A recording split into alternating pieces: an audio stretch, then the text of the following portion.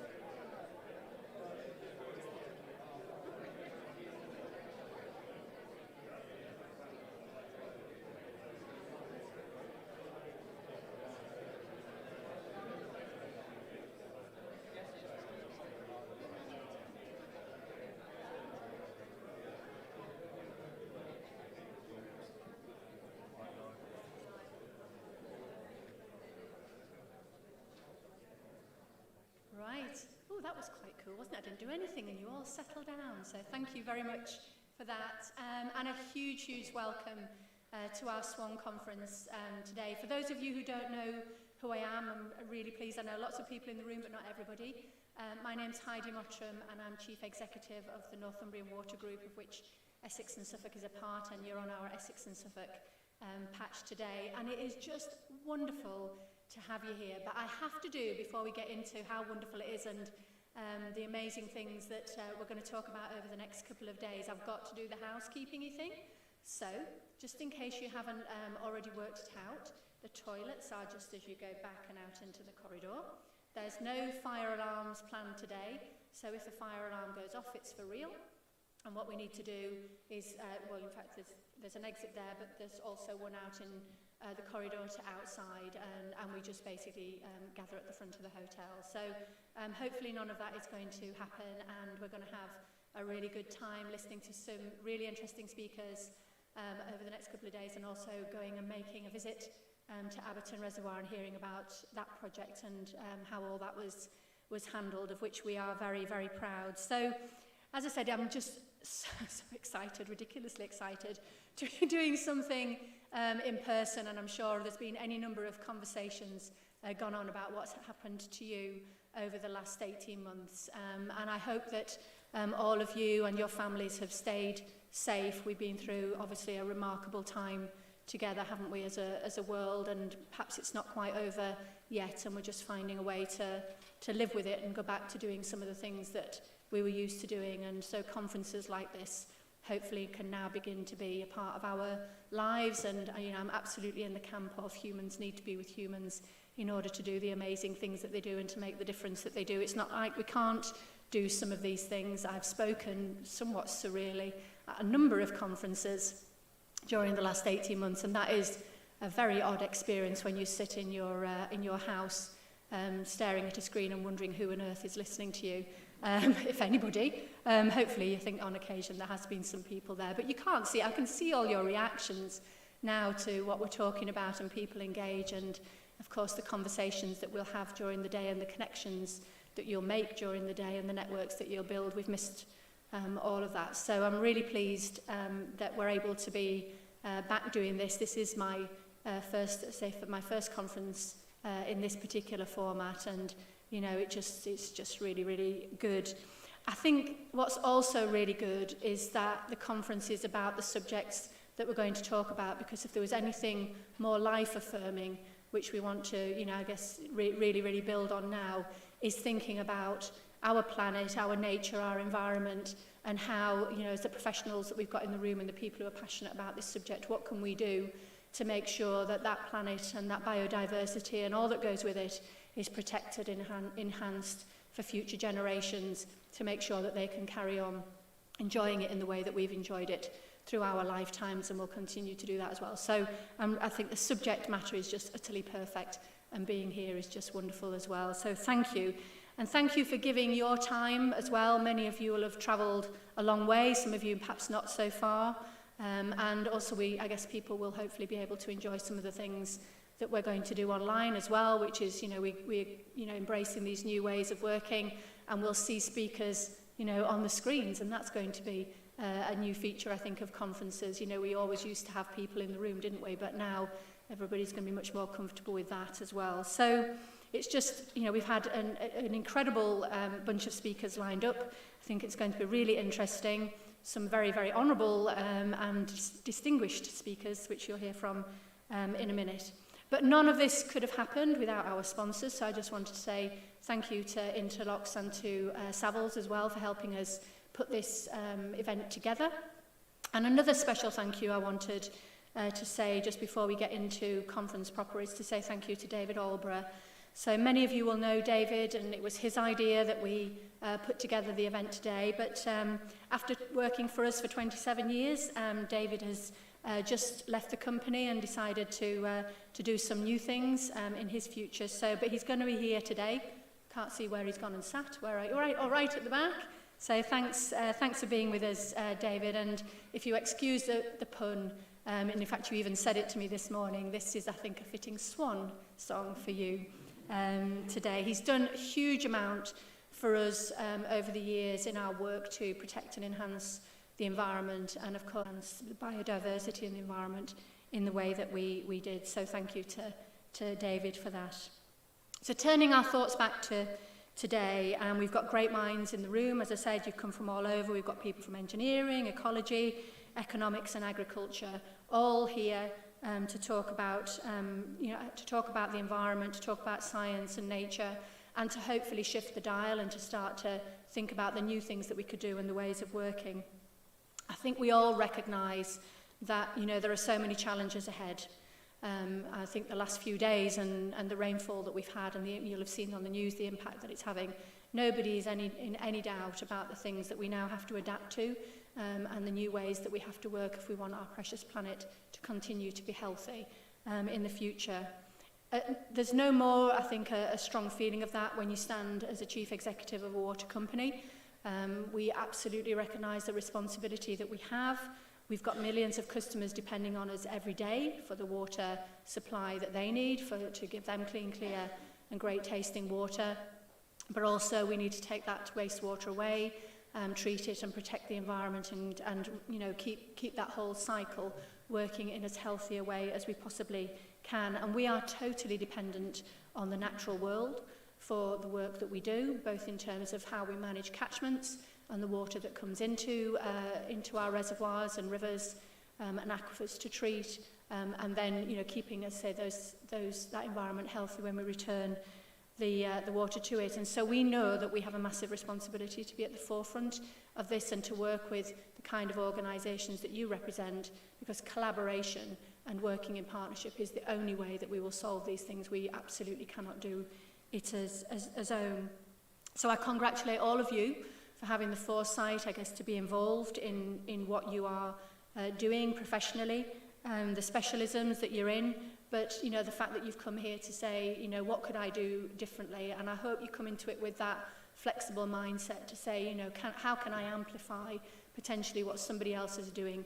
How can I build on it? And with such partnerships in mind, I think the location of today's event, which is centred around Abberton Reservoir, it's the perfect location.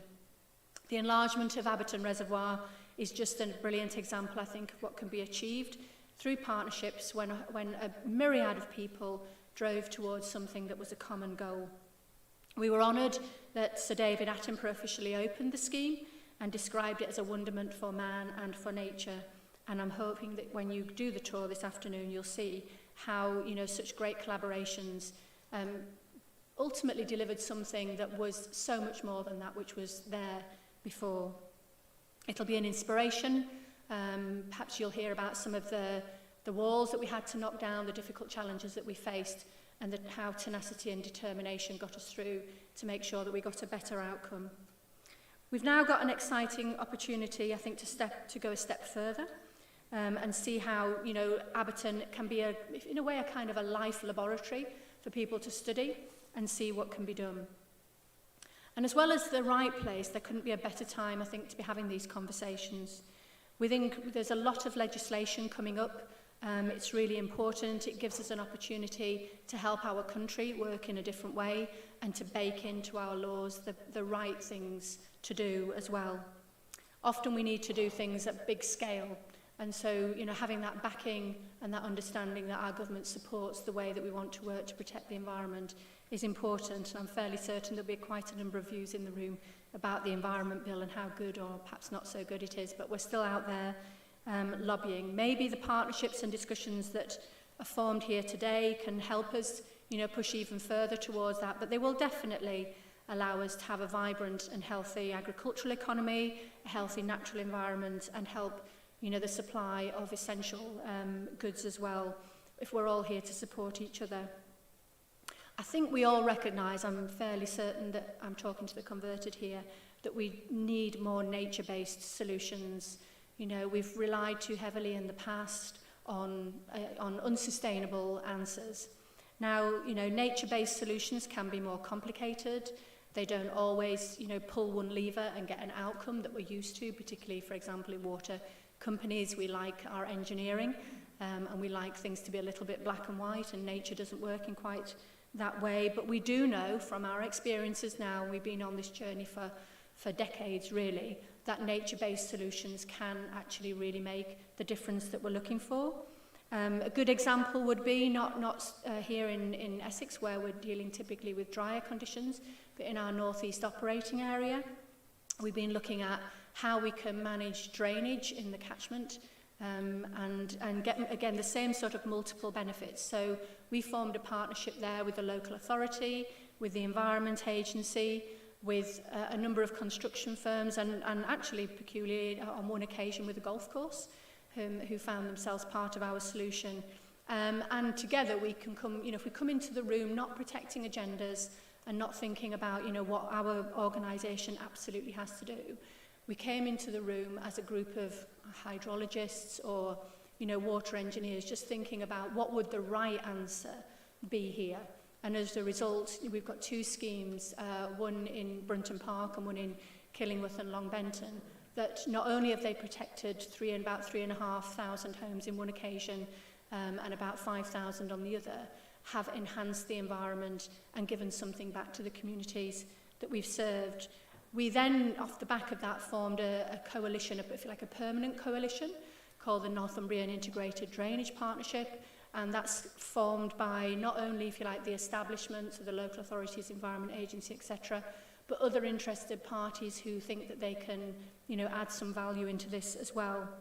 And I hope that in future, solutions like that, whether they are for the protection of water resources and the delivery of water resources, as Abberton was, or whether it's the protection of communities from the horrendous sewer flooding, then I just hope that these become the norm in the future. And what we've noticed is the key to that is it's not actually often organisations or how they work, it's people. It's people and what they choose to do. People can either be enablers or they can be blockers. And that's something I've definitely learned over the years, and I hope everybody in this room thinks of themselves and actively is an enabler, because perhaps sometimes on occasion does things that are making you feel a little bit uncomfortable and taking you perhaps outside the rules, but this is how we get better outcomes for everybody. And if we know in our hearts that we're doing the right thing, then our organisation should back us as well. So today we'll explore some of those ways of working. We'll think about the opportunities it can have. We'll talk about some of the conflicts, because it does happen. And as I said, when it's conflicts, it's people, not organisations, that do it. We've sometimes got regulatory frameworks that aren't massively helpful as well, and we have to, work our way through these to get the right ultimate answer. And one of the ways that I'm sure that nature-based solutions will become the norm is by ensuring that the costs and benefits are understood more and are accounted for. So I think, this move towards natural capital and natural capital accounting, I think, is a way that all of us as experts in this area can start to educate people that there is value in doing these things, because that's another problem that's in the system, is people not necessarily understanding what is the benefit or the cost benefit of doing these things, and is it more expensive than doing it another way. And it's with that in mind that we established our water environment scheme. And that's our pledge to go above and beyond the regulatory requirements, to support improvements to water, and just to, I guess, get our passion and commitment into what we do. And I'm delighted to announce that the 4 projects supported by the scheme the first 4 projects have now been completed. So 28 kilometres of water environment in 4 locations across our operating area have been improved in a number of different ways as a result of that programme. And that hopefully again is a model that people can see, because they're all partnership schemes. They're not things that Northumbrian Water have done on their own, and that whole kind of accelerator is a great thing, and it builds on many other things that we've done to improve the water environment, particularly including things like our Water Rangers scheme, where we have now got, I think, about 80 water rangers volunteering to work with us to help the environment in the North East, and our Branch Out Fund, where we support organisations that exist to do great work. So we're all committed to this. I know that. I know I'm preaching to the converted in the room, and it's our mission to go out and convert other people, I guess. But an individual who clearly understands the urgent need for us to come together and work at landscape scale and seize the opportunity to do things differently and challenge the norm and perhaps be a little bit out there is His Royal Highness the Prince of Wales. So His Royal Highness continues to help guide us forward, and I'm pleased to share that we've recently signed the Prince's recently launched Terra Carta, which puts the 3 pillars of nature, people and planet back at the heart of global value creation. He's taken a real personal interest in this event, which is pretty cool. And I'm thrilled that he's given us this video message to set us off on a fantastic couple of days discussion and partnership building, and I hope action. So let's hear from His Royal Highness.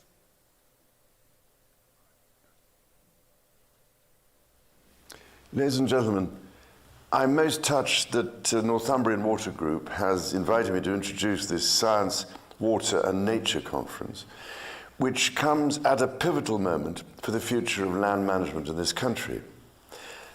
In 2018, I had a hand in encouraging the Catchment Management Declaration, which recognized that no single agency working in isolation can achieve the scale of change needed in catchment management. Connections must be made between organizations and initiatives to deliver faster, practical action at scale. I'm therefore delighted to see that many of you here today have stepped out of your normal specialisms, whether that be engineering, ecology, economics or agriculture, to consider solutions for the bigger picture. Science, nature and the water industry are, of course, inextricably linked. Your catchment areas span the British countryside with its multitude of land uses. From the peat uplands to the marsh, your sector encompasses every sort of farming type and scale, all sorts of different habitats, and a huge variety of soil types. In this time of global climate crisis, nature-based solutions, I believe, are the key. But unlocking the full benefits will require creative thinking, not just from scientists and land managers, but also from the planners, economists, and regulators whose approval will be required.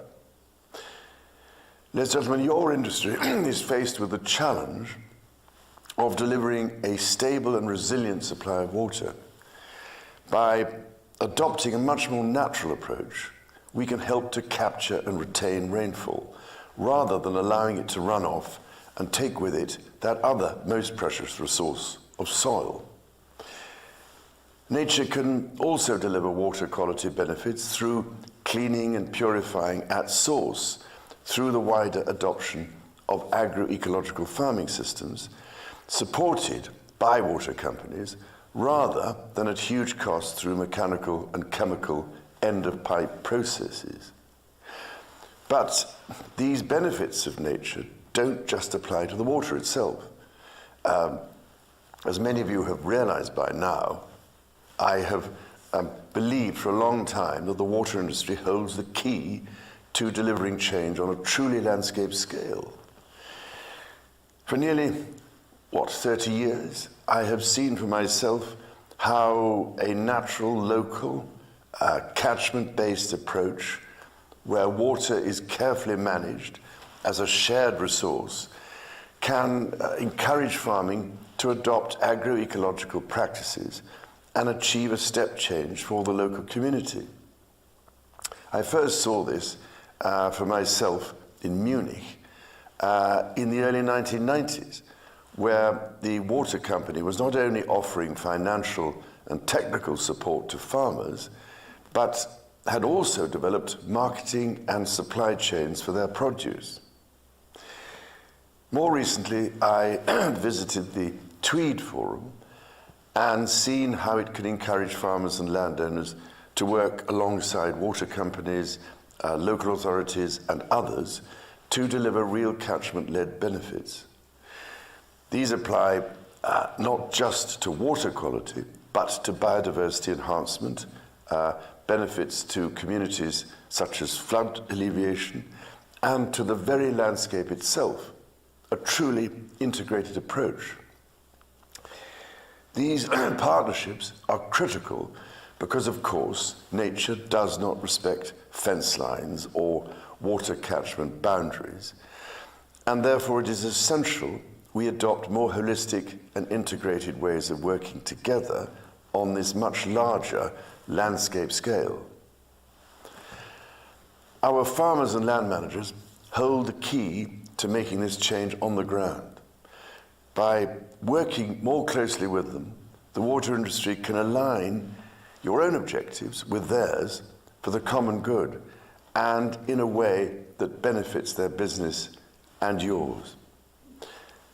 As part of the Sustainable Markets Initiative, I recently launched my Terra Carta, which puts the 3 pillars of nature, people, and planet back at the heart of global value creation. The initiative's Water Accelerator, led by WaterAid, is bringing together governments, development banks, and experts to enable finance to be fast-tracked, thereby providing marginalized communities with vital water services. It is clear that globally and locally, the water industry is a crucial component of a green economic recovery. And so I can only urge you, ladies and gentlemen, to come together to connect with the land managers and the farmers and find ways of collaborating to deliver a truly sustainable future. I do hope, therefore, you have a most successful conference, and I very much look forward to hearing the outcomes. Well, I hope that you all feel as inspired listening to that as I did, and probably more than anything what he said at the end is that this conference needs to make a difference. We need to come out of it tomorrow with commitments to do different things and to make things move forward, because, as I said, you know, his words and his support is absolutely incredible. There's somebody who has believed passionately in this and sometimes, you know, being ridiculed for that in prior years for his thinking. He's possibly got more tools at his disposal than perhaps some of us in this room feel that we've got, but the people in this room have the power, all of you as individuals, including me, have the power to make a difference in the particular area that you are involved in. And so I hope that the conference inspires you to do that, inspires you to come away from here with some actions, with some things that you are going to do, which cumulatively will make a difference. And that collaboration and those partnerships will be the thing that helps us bring nature-based solutions, new ways of thinking from an accountancy point of view, new differences and ideas actually into reality to protect the planet that we all passionately want to do. So have a great conference, enjoy. We're going to listen to some fantastic speakers with their perspectives and their ways of doing things, but ultimately we're the people who make the difference, so I hope that that's what you're able to do. So thank you very much. Thank you.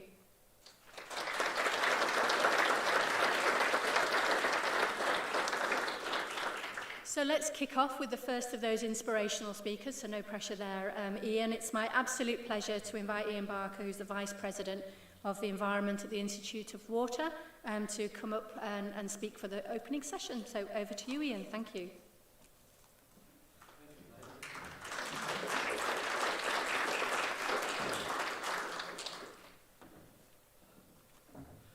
I'm not sure how one follows the Prince of Wales, but that was, as Heidi said, truly inspirational. I'm Ian Barker. My day job is as an independent consultant, and I advise governments and regulators and water companies in the UK and internationally on water governance, water regulation, and water management. But as Heidi said, this morning I've been invited, and I'm delighted to be here, in my capacity as Vice President Environment at the Institute of Water. And the only trouble with sort of standing here in that capacity is that I'm expected to behave myself, which means that I'm slightly apprehensive about what I'm going to say next, but also slightly reassured that Heidi did pave the way. So what I want to say is that I think we're all at the wrong conference, or we might be at the right conference, but it's got the wrong title. Because for me, the thing that's missing from Science, Water and Nature as a title for this conference is people. But Heidi conveniently and without any collusion said people really matter. People could be either enablers or blockers. They're also important because ultimately they pay for everything that needs to be done, either through their taxes or through their water bills. They pay to look after, to restore, improve the environment. And we know that they value the environment from research, for example, by Natural England and Consumer Council for Water, which demonstrates that people really value being outdoors in the natural environment, and in particular, they value being with the water environment. And we know that they want clean rivers and healthy ecosystems, but they get the environment that they can afford, that all of us as individuals and collectively as a society, we get the environment that we can afford. And sadly, what we can afford so far in England is every river failing its chemical standards. 86% of the rivers in England failing good ecological status. Now, the UK isn't alone or unusual, but that's cold comfort when you're faced with those sorts of statistics, demonstrating the scale of the mountain that we've got to climb. But critically, given that people want a healthy environment, what does a clean, healthy and happy river look like?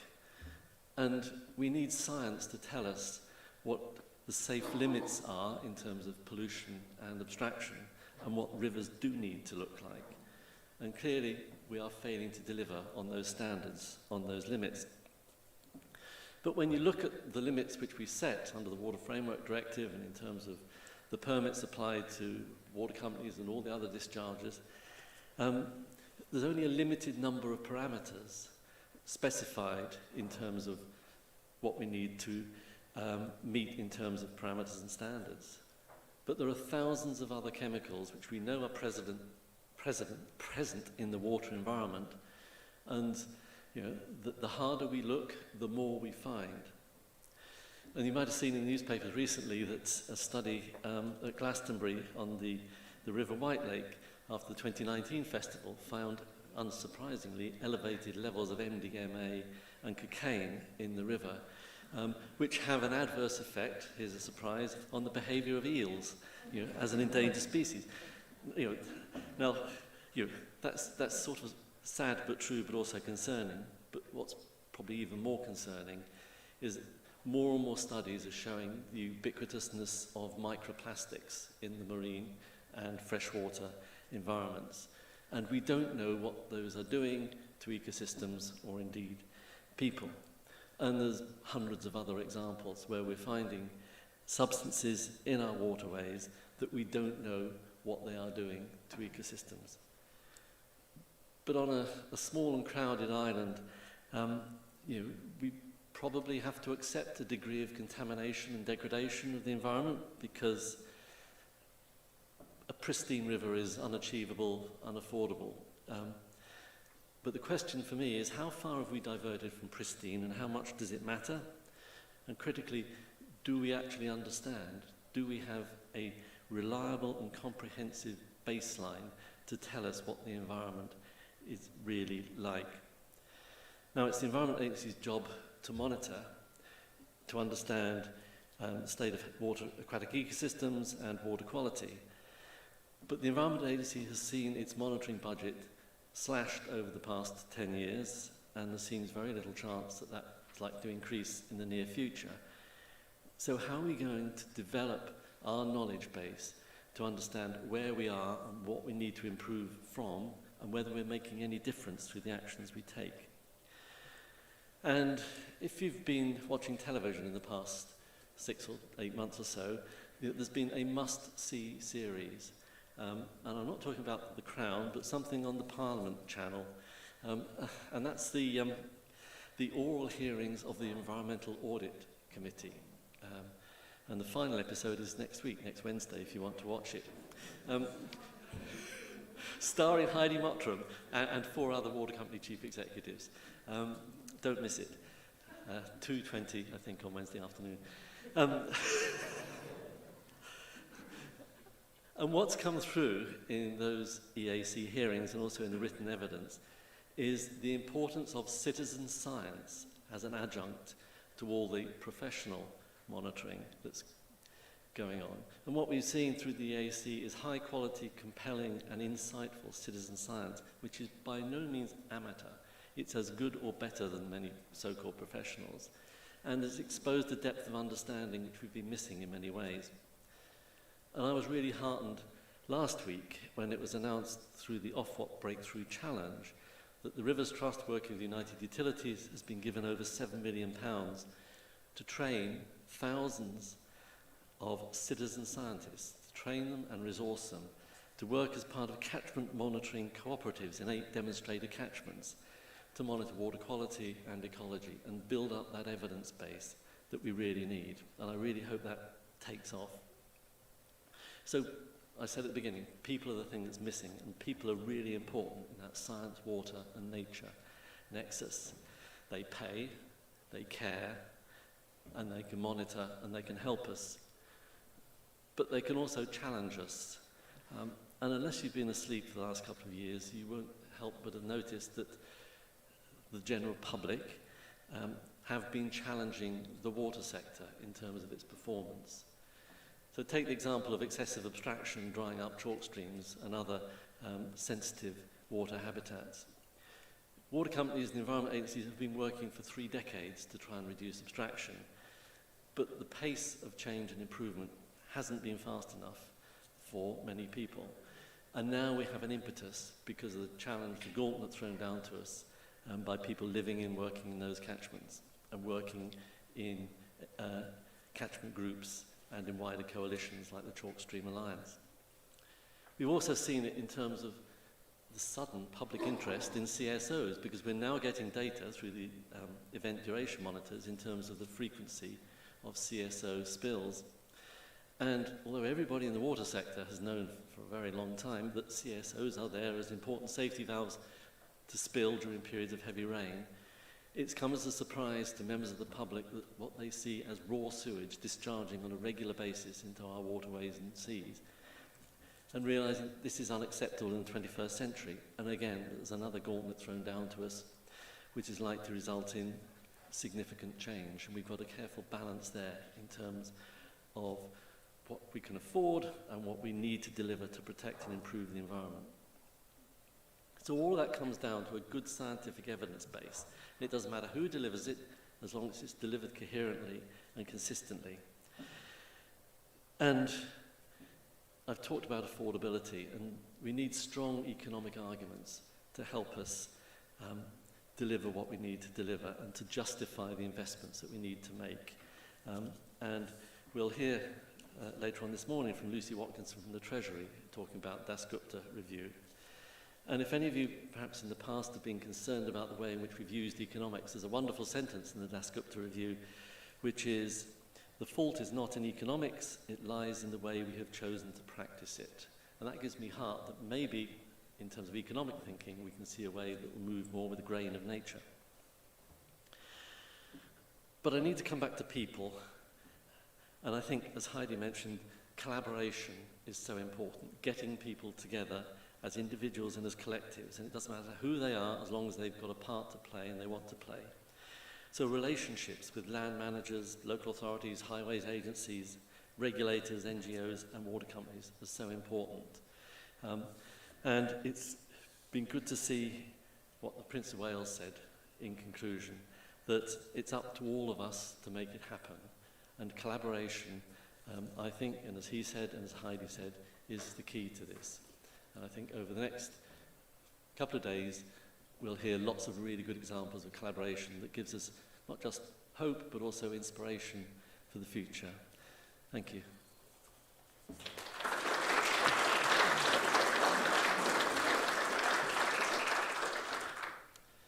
Well, it's my great pleasure now to introduce the first of 4 speakers for this session. I know they've got some inspiring and perhaps even provocative stuff to say, so please make a note of what they say and keep any questions to the end, and then I'll invite them up here for a Q&A and open the field to you all. But first of all, we have a double act from up north. Joe Harrison, Director of Environment Planning and Innovation and a Chartered Environmentalist at United Utilities, and also Keith Hazlitt, Water Director at Northumbrian Water, ex-Northern Ireland Water, and also United Utilities. So Joe and Keith, I have no idea how you're going to manage this, but you have 20 minutes between you, starting now.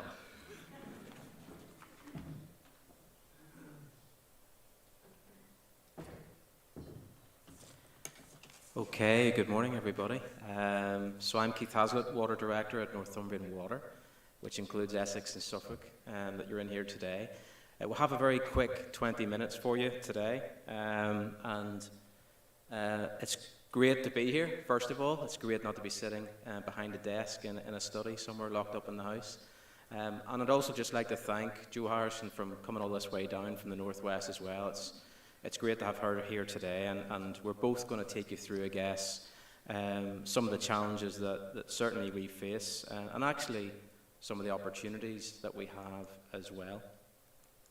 So I guess at a very high level, quite a few in the room will be, I guess, attuned to some of the points here, but also we have a very diverse audience here as well. And when you actually look at, I guess, some of the high-level challenges that we have, you know, as a water industry and at Northumbrian Water, we very much work in very close collaboration and co-design what we do in terms of our land use and how we catch water at the very front end of the water system.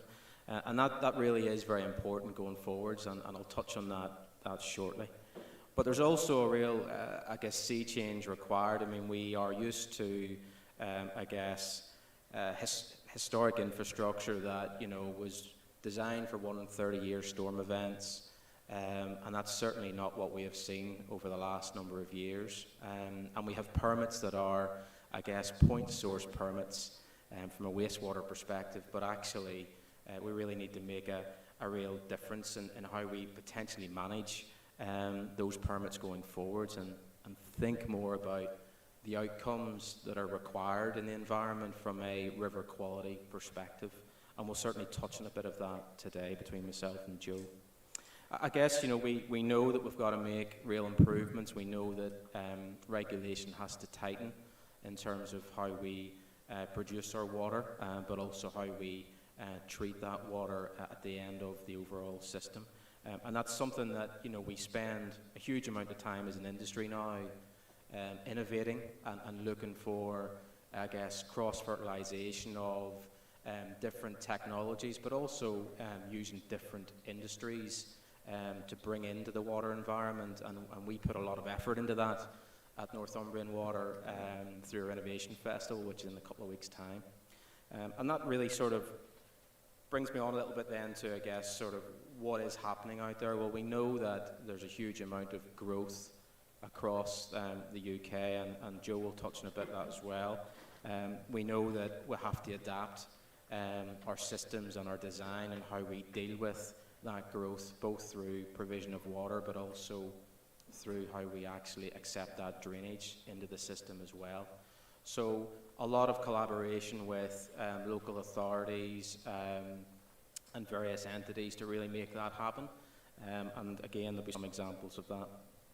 Climate change, as Heidi has touched on, is really front and centre now. I think even the last 24 hours is a great example of how we've had a very dry spell over the last 3, 4, 5 months in the north, but all of a sudden we've had probably a month's rainfall in 24 hours. And quite simply, the infrastructure is not designed to cope with that. And that's something that really needs to be embraced going forwards as to how we set those long-term strategies and how we set out our investment plan as a water industry in the future. And net zero is clearly a very important aspect for Northumbrian Water. We have set that target for 2027. We're very much on track to deliver on that, and we have to really think differently as to how we deal with that, and I'm going to touch on a little bit of that shortly. So there's a number of real challenges at a high level. There's a number of great opportunities that both myself and Joe will take you through now. So I guess that sort of moves us into, I guess, what do we do, I guess, day to day from a Northumbrian perspective? Well, on a very simple level, we have what we call Field to Tap initiative. We have a dedicated catchment team, both in the northeast and Essex and Suffolk, and it is a very different type of approach. In the north we would generally have a lot of upland areas in the Pennines, and we deal with, water quality in a different way. And very much it's important in this space that the more we can do at the front end of a system, the less we have to do in terms of treating that water. And that is a key part of how we have to try and tackle net zero in terms of less power consumption and less chemical consumption. And really how we set that strategy out in the future is going to be really important. And I guess from our perspective, we manage that type of risk very closely. The weather events that we've seen in recent times allows us to really focus in on where we think those risks are, how we adjust our operating plan in all of those different areas, whether it's in Suffolk with groundwater or whether it's in the uplands in the northeast. One example, very quickly, is peatland restoration. Most of you will be aware of how important this is in terms of reducing carbon, and the more investment we put in this space is clearly great for the environment, but actually, from a resilience perspective, it's great for producing great water quality.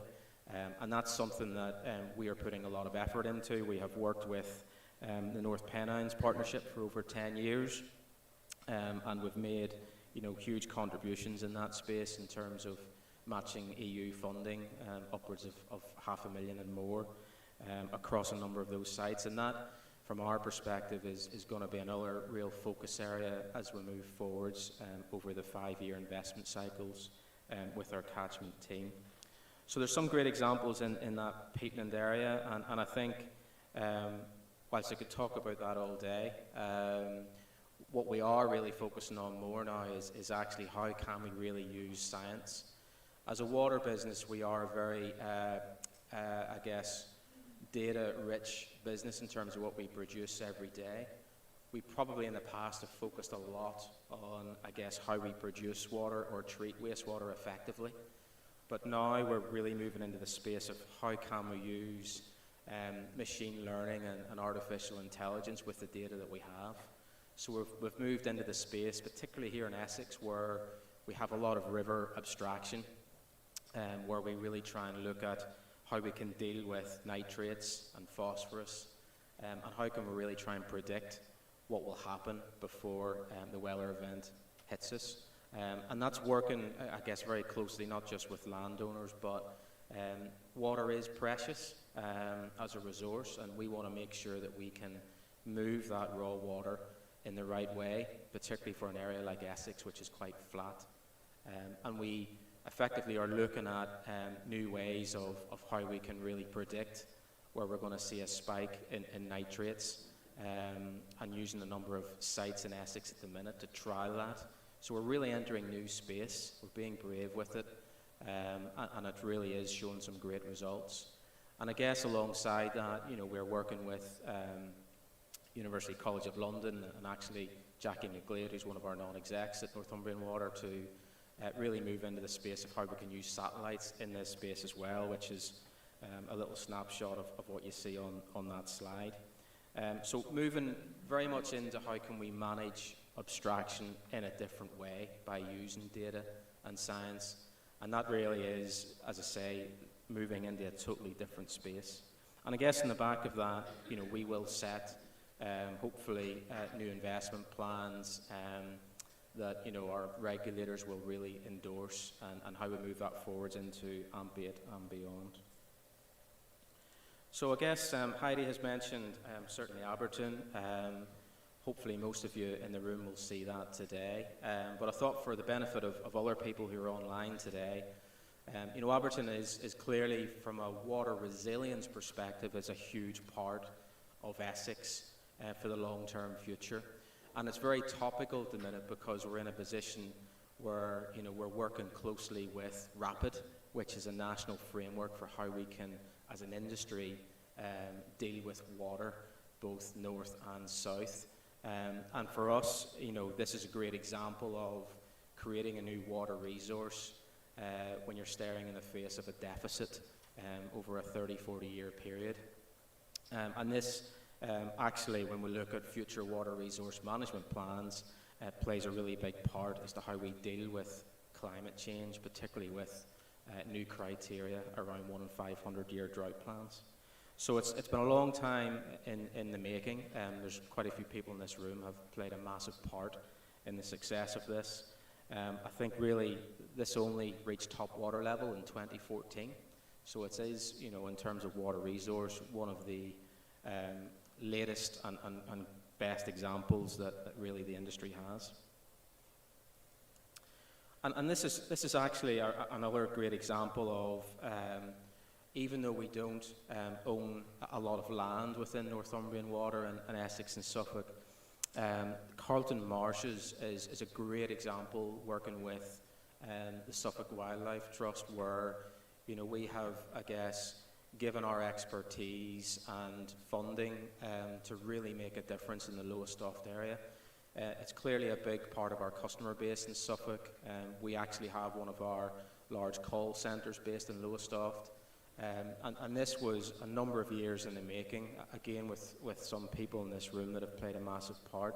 And even though from a natural capital accounting perspective we can't actually include this as a business because we don't own the land, I think it's a great example of how we can co-design an outcome for our customers. And actually, if you ever get the chance to go to Suffolk, you can see for yourself just how we've taken a piece of land, completely refabricated it into wetlands, and really attracted new flora and fauna to that region. So a great example of actually how, as a water business and effectively listening to our customers, how we actually can provide different types of outcomes as well. So I guess just to quickly finish, to allow Joe to come up, Heidi's touched on a little bit of this. From a wastewater perspective, it's very important to note that we don't just look at water and waste in isolation.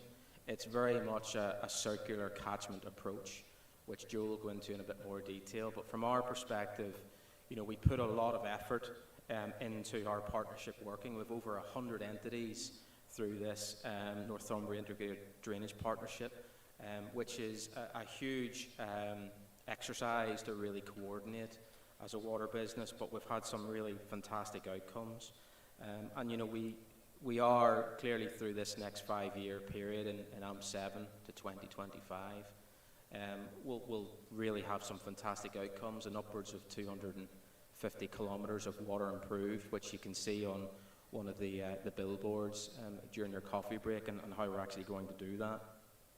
But I guess just to finish off from my perspective, we are very much embracing and trialling natural solutions and how we can really change the approach of single source of pollution from your traditional wastewater treatment plant to more of a catchment approach and catchment permitting.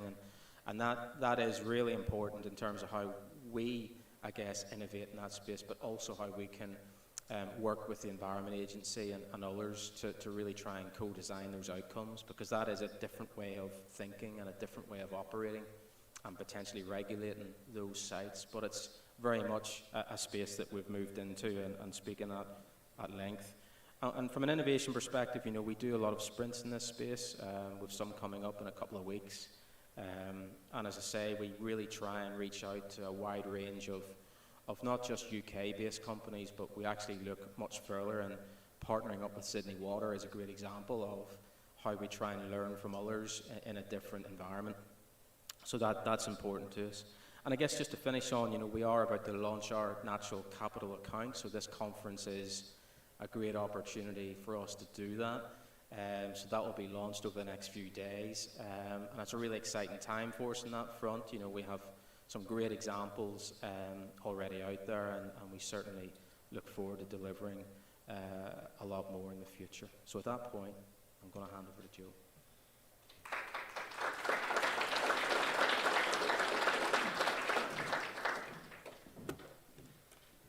Wonderful. Hi, how are you all? Thank you ever so much for inviting me today. I'm Jo Harrison.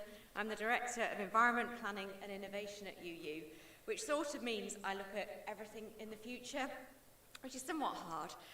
But a critical part of that is looking at how we sort of develop our approach to environmental planning, but also resilience and climate change. And all of these sort of things lead us to think about how we work as an industry and how we really need to drive resilience in the future. So I want to talk a little bit today about our approach to what we call catchment systems thinking and the strategy that we've developed over the last 20 years and how we're applying it to how we're going to do business going forward in the future. So I'll just start with a little bit of history. So United Utilities is very, very fortunate to own the majority of its catchment land. So we own 56,000 hectares of land, which makes us the biggest corporate landowner in the UK. And that has enabled us to think differently for a long time about how we protect our water sources. So about 20 years ago, we started off with what we call our Sustainable Catchment Management Strategy, or SCAMP as it sort of became known, which was a way of thinking about how we protect water quality, particularly in terms of colour, but also in terms of cryptosporidium. And that enabled us to think differently, and it started to allow us to think about how we work with partners across the uplands to restore peatland and improve biodiversity to really drive improvements in those areas. And it became very, very established, and we've worked across the Lake District, across the Forest of Bowland and across the Pennines in order to be able to deliver those improvements. But at the start of 2015, at the start of AMP6, we also started to see challenges elsewhere across our business. So particularly the challenge of phosphate in some of our river ecosystems and how that was going to lead to a very, very significant challenge in terms of investment from the Environment Agency to drive improvements in our wastewater treatment works.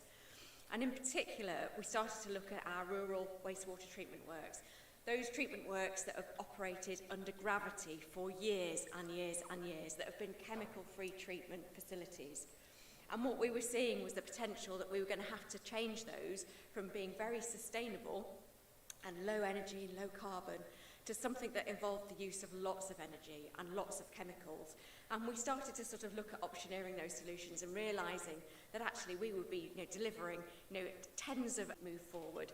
And that's really the focus of it, is to really think, how can we deliver the environmental improvement that we need to achieve the Water Framework Directive targets, but in a different way, a way that is much, much more sustainable and gets the same outcome or even a better outcome, a more efficient way of working. So we started with a catchment in the Lake District called the Petrel Catchment, which some of you might have heard of. It's part of the Eden. And essentially, we were able to deliver the same level of phosphate removal by working with farmers and in partnership with the Eden Rivers Trust that we would have done by delivering very chemical-intensive, energy-intensive solutions to our treatment works. And not only were we able to outperform those targets, but we were also able to deliver very, very significant financial savings. And what would have been around £20 million worth of investment was delivered for less than 10 million. But we've taken that strategy and we've developed that now to really sort of focus the thinking that we have as we deliver our AMP7 programme, but also as we prepare for AMP8. And so that really is a sort of a cycle of thinking about our catchments in a different way. Very, very much focused on better understanding what's going on. Ian referred to the fact that we've had significant cuts in the amount of monitoring that the Environment Agency does over the last 10 years or so. So we've found that a sort of critical starting point is really focusing on data. What's actually happening in the catchment, not what we sort of see from the monitoring that's going on, but what's going on if we look a little bit more intensively. And obviously acknowledging and understanding that many of the stakeholders in those catchments know and understand the way that we can drive improvements far better than we would. So we need to engage with those stakeholders, not only to understand where the problems are and where the interventions could be, but then also really starting to deliver through those partnerships. And that is not just about delivery by working together, but it's bringing together financial mechanisms as well to actually be able to deliver more for less, as we always sort of talk about, with the overall aim of achieving resilient catchments in the future. And I won't dwell too much on this next slide because Heidi and Keith have both talked about this. But the water industry is absolutely reliant on having resilient catchments. It's where we abstract our water, it's where we discharge our wastewater, it's where we recycle our bioresources, our sludge to land. And we've got those enormous pressures of climate change, of population growth, of urban creep and so on that is making that whole environment even more fragile. And so we've just got to think really, really differently about how we drive that resilience across the industry. So I wanted to just sort of illustrate our approach by just giving a few examples of how we're trying to drive resilience that I thought you might find interesting. So I'm going to start with about some of our major catchments in the Lake District. So Ennerdale, Haweswater and Thirlmere are all critical reservoirs for United Utilities. They're all in the Lake District and they're all in a sort of line east to west across the Lake District. Ennerdale supplies the people of West Cumbria. It's an isolated zone, so it's particularly fragile in terms of making sure that we need to make sure we're resilient to supply towns like Workington and Whitehaven from Ennerdale. Thirlmere is in the centre of the Lake District. It supplies Greater Manchester, as does Haweswater over in the east. And so Haweswater and Thirlmere are two really critical reservoirs that supply over 50% of our water for the northwest region. Now, around 20 years ago, we started on a journey, starting with Lake Ennerdale, really trying to think about how we could make the catchment much more resilient. We are a major landowner in the catchment, but so is the Forestry Commission. And so we worked with Forestry Commission, I think we're Forestry England now, but anyway, I'm old school, so Forestry Commission and Natural England to think about how we drive resilience. So we not only looked at how we could renaturalise the environment, so how we could increase the planting of native species, we looked at how we could renaturalise a lot of the watercourses within the catchment as well.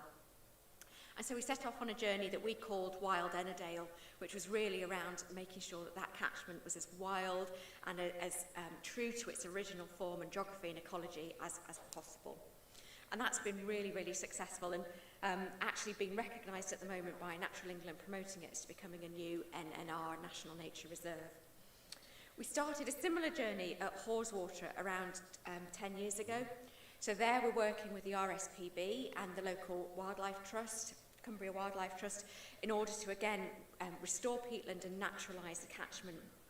Again, a really, really successful project. And at Thirlmere, we're just starting that journey. So we're just starting to think about how we're going to renaturalise that catchment. But the reason that we've really started to think about Thirlmere is looking at our experience that happened in 2015. So in 2015, you'll remember that we had some very, very significant storms that really impacted the north of England, across the whole of the northwest and also Yorkshire. So we had Storm Desmond, and then it was followed on Boxing Day by Storm Eva. And they're absolutely incredible storms that broke many records in terms of sort of the daily amount of rainfall that landed. And we saw those enormous amounts of rainfall across all three of those catchments. And unfortunately, that Thirlmere was so degraded and really wasn't very resilient at all that we saw enormous amount of rock falls into Thirlmere Reservoir, which meant that the turbidity in the lake meant that we couldn't abstract the water and treat the water for almost a week. That same storm had the same impact in terms of rainfall at Haweswater and at Ennerdale, where we'd been working for 10 and 20 years on building resilience, and we saw virtually no impact. So the natural systems, the way that we had developed the natural flood management, we'd restored peatland, we'd renaturalised channels, had just had an absolutely enormous effect on the resilience of those catchments, and just really reinforced to us as from the water industry how important it is to be thinking differently to be able to cope with climate change and ensure that we can be resilient in the future.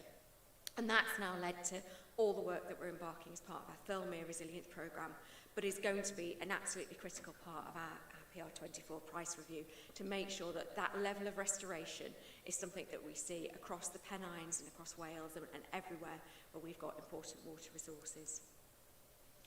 But I wanted just to also sort of illustrate a couple of different examples, working from the sort of wastewater perspective in particular. So I'll start with the Loud catchment. So for those of you who don't know, the River Loud is part of the catchment of the Ribble, which is in Lancashire. So it's in what's called the Trough of Bowland. And we had a particular focus on a local wastewater treatment works there at a place called Chipping.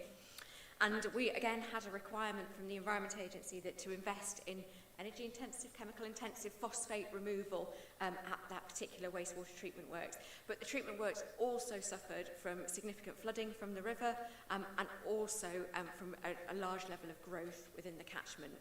So again, we sort of stepped back from the immediate obligation and thought about how can we do things differently. And again, we decided that actually we can't do that on our own. We don't have all the expertise in that catchment, and we don't necessarily have the trust of all the landowners within the catchment. So we worked really closely with the Ribble Rivers Trust in order to be able to think about an alternative solution.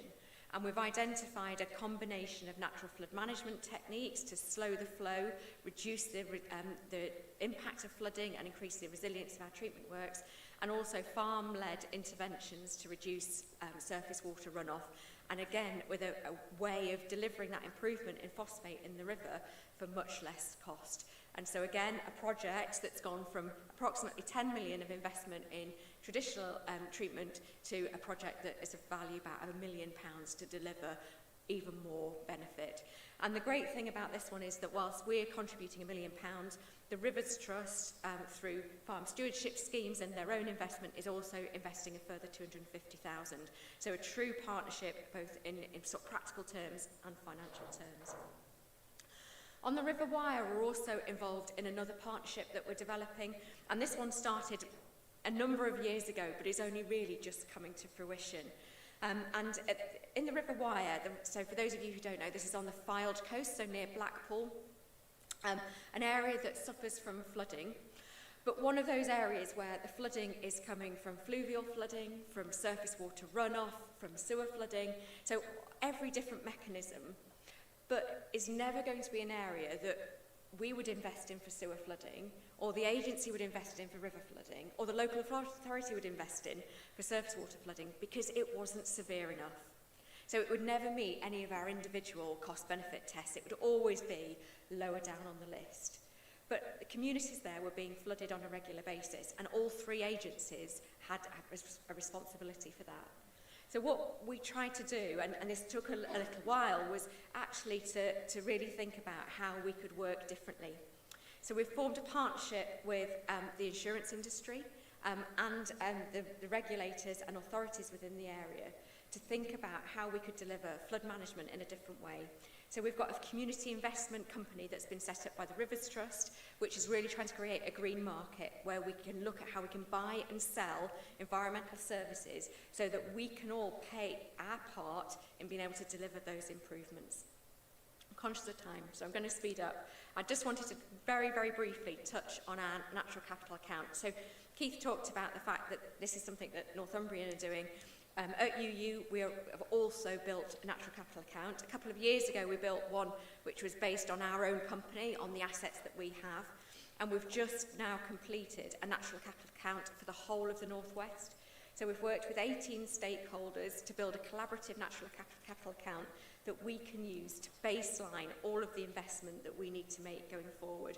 So we've built it in collaboration with the Environment Agency and with local authorities and with Natural England, so that we have all got a common view of what the sort of economic value of the environment in the North West is. So we've valued that at £135 billion, which is just an enormous amount of money. But that allows us all to work collaboratively together to then build those plans on a common basis, so that we aren't arguing about apples and pears, we aren't having those discussions and not necessarily coming to the right conclusions, but that we can all use that as a baseline to commonly work together to drive those improvements. So I could talk forever, but I'm well out of time, so I'll let you carry on, but thank you ever so much for having me.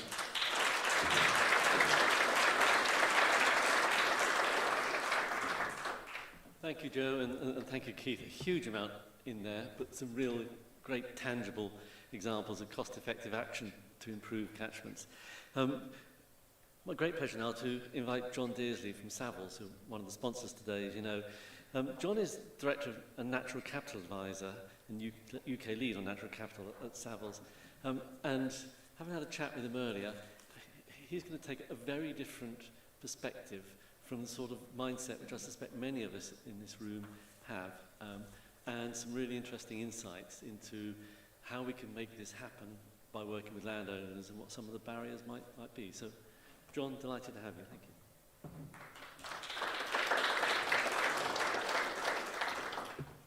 Ian, thank you very much. And yes, I technically have a role in Savills as sort of head of natural capital in rural energy and projects, but I still like to think of myself as a farmer by breeding, training and practicing to some lesser or greater extent. And because I'm a farmer, so I'm looking where my slides are down here, I still get pictures like this dropped into my inbox just as I was preparing my slides earlier. This comes from the Upper Thames Catchment Partnership, and is a great example on the banks of the River Colne of EA-funded tree planting on some arable land that used to flood. And as we've heard already, and I'm sure we will hear, there are hundreds of examples in this room of situations like this and the benefits they can bring. As Ian alluded to, though, I wanted to just take a slightly different approach and just start to think about some of the factors influencing land use on a broader scale, and also see how what I would call sort of water-first solutions, so lots of things we'll talk about carbon, we'll talk about biodiversity, but where water-first solutions might come in, and dare I say how they have to compete against the broader land use spectrum that's ongoing. So the first one I put up here, farm influencers, and they come in all different shapes and sizes. And if I was doing this presentation a year or two ago, I probably would have put up some melting polar bears or some rainforests on fire. But I think if we're honest, we've all become slightly desensitized to that. It's been thrown around the media endlessly. And I think what people are really keen to see now are practical solutions from people they can relate to. And I think that is probably number one here. You know, the environment is on the agenda, box ticked, it's there. We shouldn't take it for granted, but it's definitely happening. But now we've got to be able to take the conversation one stage further, and actually it's not about being evangelical, it's about showing practical delivery, in my opinion at least. I think the other one I wanted to look at here, and this is some research that Savills has done, is looking at the shake-up that's happening in the industry. And it's sort of being pushed towards the removal of direct payments, so basic payment scheme is really what we're referring to there, agricultural subsidy. But actually it comes in lots of different formats, about the average age of farmers getting older, about Brexit, about worldwide commodity prices, etc. And what those graphs there show, or at least try to show, is the sort of orange box is more common, and across the sort of three land occupation structures that we've identified there, owner-occupiers, AHA, so traditional tenancies, or farm business tenancies, more new style tenancy. Actually, in virtually all of those situations, we're going to see people changing. And so actually, you know, it's more good news in terms of environment-based solutions, in that this will typically drive new entrants into the industry, or certainly younger and more dynamically thinking entrants into the industry. And I'm sure lots of you in this room, certainly land owners and managers in this room, will be thinking about their next generation of farm occupiers, farm tenants. And yes, they will need to be able to be custodians of the land, but very much environment and entrepreneurial thinking will probably be on that list that you're looking for. So we've got good news in terms of the environment on the agenda. We've got good news in terms of the people who are going to be looking after the land. And actually the good news continues. The graph I've shown up there has got various lines on it comparing various commodity interests, but effectively the key ones I think to look at is the red line, which is the price of food, global food index, and then the dotted line at the top, which is the global farmland index. And you'll see, if you go back to 2002 when the index started, actually they're fairly close, and they have slowly moved apart. And what this tells me, at least, is there's lots of people who want to own land, but they don't want to do it for the financial benefit of just growing food. So, first of all, it's very easy to say that as someone who had a full cooked breakfast this morning, but actually, I think there is a huge number of reasons why people want to own land, and it's not just for growing food. They want to embrace an environmental solution. So you're preaching to the choir, you're pushing people who want to get involved in this, they want to be engaged. And without wanting to sound like sort of James May reviewing a Dacia Sandero, good news again. You know, we have got, that's a fairly niche joke, at least one person got it. I'm glad we're okay. I think actually there's two other bits on here, you know, policies and markets. And, you know, again, and conscious of time, I'm not going to go through each of these in sort of context, but we've got this sort of building momentum here in policy changes. And actually, policy's been fairly slow to change up until now, and we haven't seen that much happening. Environment Bill is much anticipated, and I'm sure will be talked about. Agriculture Act is now here, and COP26, of course, is around the corner. So all of these sort of policy-driven things are there, but they feel slightly reactive, if I'm honest. I don't feel they're leading the way, and actually where I'm seeing the push come from really is in the marketplace. And we could have a long debate about whether we should sell carbon credits now, whether we should sell biodiversity net gain credits, or whatever else that might be. But actually, the marketplace seems to be the driver in this. And again, you know, actually food, even at wheat at £200 a tonne, doesn't seem to be the primary land use looking forward anymore.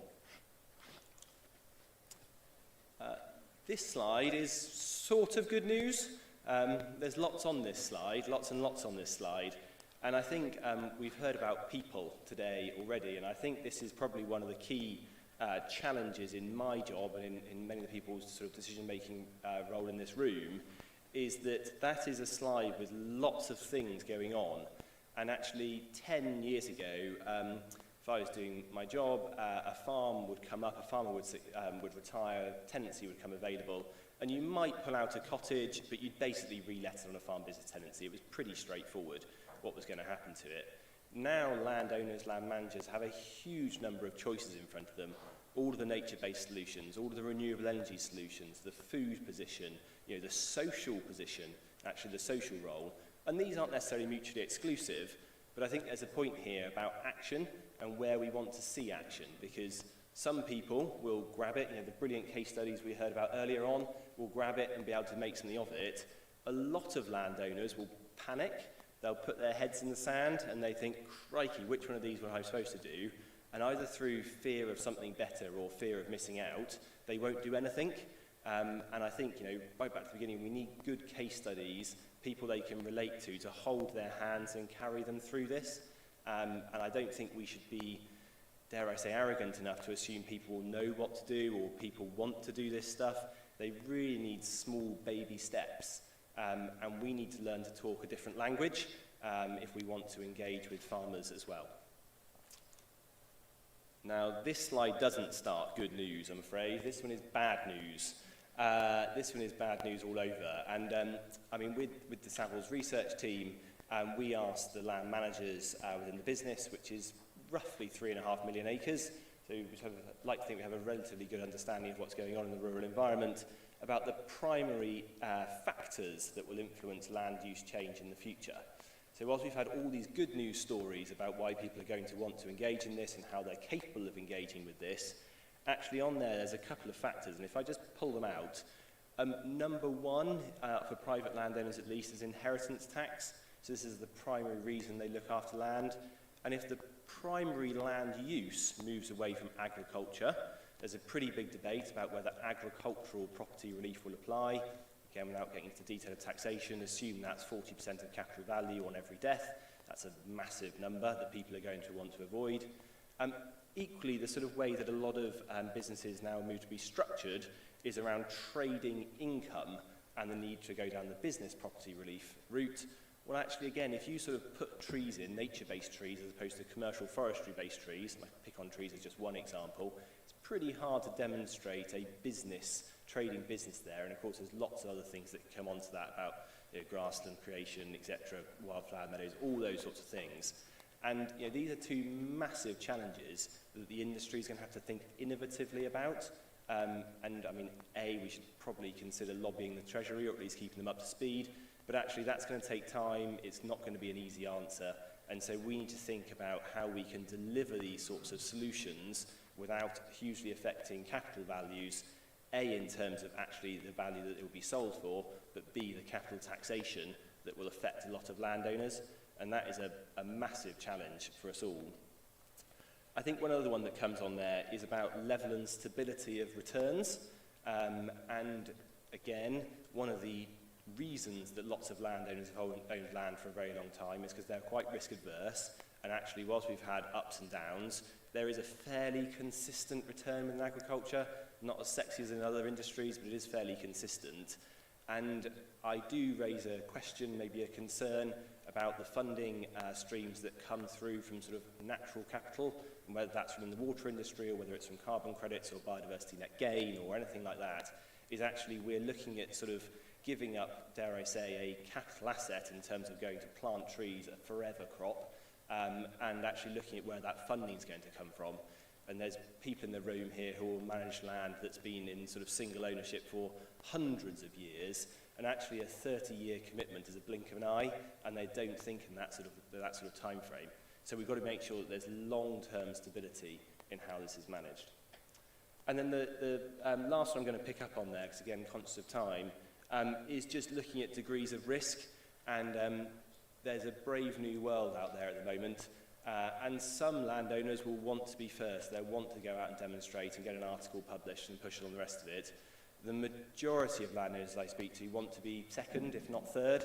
They want to let someone else take the risk and trip over a few things. So we need to understand how people are going to deal with that risk. So, you know, what are these challenges that are coming up? And I think that's going to be it. The last one actually as well, on the sort of institutional corporate landowner side, is the landlord-tenant structures that we have at the moment. And I love talking about sort of innovatively how we're going to work with tenants or land occupiers, joint ventures, whatever you want to look at it. But actually, legislatively, and I know there's a few lawyers in the room here, you know, actually Agricultural Holdings Act or farm business tenancies make it really difficult to take these sort of long-term views around land management unless you have a sort of new working relationship with those on the ground. So they're some of the really big challenges that I wanted to sort of flag in terms of the news here. It's not all a good news story, and there's some changes. The last slide there, and I don't want to be leaving you all depressed. I think there's two take-homes for me on this. The first one of which is the pictures. You know, pictures tell 1,000 words, and they're school children. They're the next generation. They're out protesting. You know, I'm sure there'll be some skeptics, some hypocrites in there that say, look, oh, that's great, protesting now, but it's only because you're missing your maths test.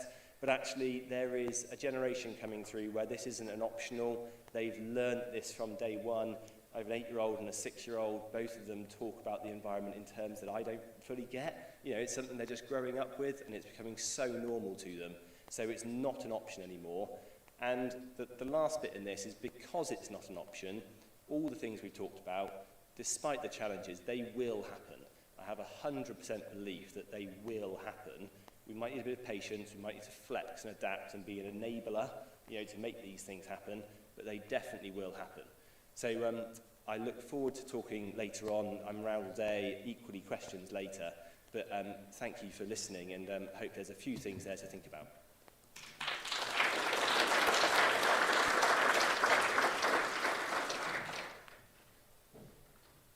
Thank you, John, and thank you for ending on a positive note, because it was looking all a bit depressing at one moment, but some real potential blockers there which we need to be mindful of in working with land managers. So, final speaker for this session, great pleasure to introduce Lucy Watkinson from the Treasury. And in my experience, it's very rare to persuade anyone from the Treasury to leave London, so we're delighted to have Lucy here. And I should stress that she'll be talking about her role as part of the Dasgupta review team, rather than necessarily as a Treasury spokesperson. So don't expect her to give any clues as to what's going to be Rishi Sunak's budget speech in a month or so's time. But she will be happy to answer questions as well on the Dasgupta review. So, Lucy, delighted to welcome.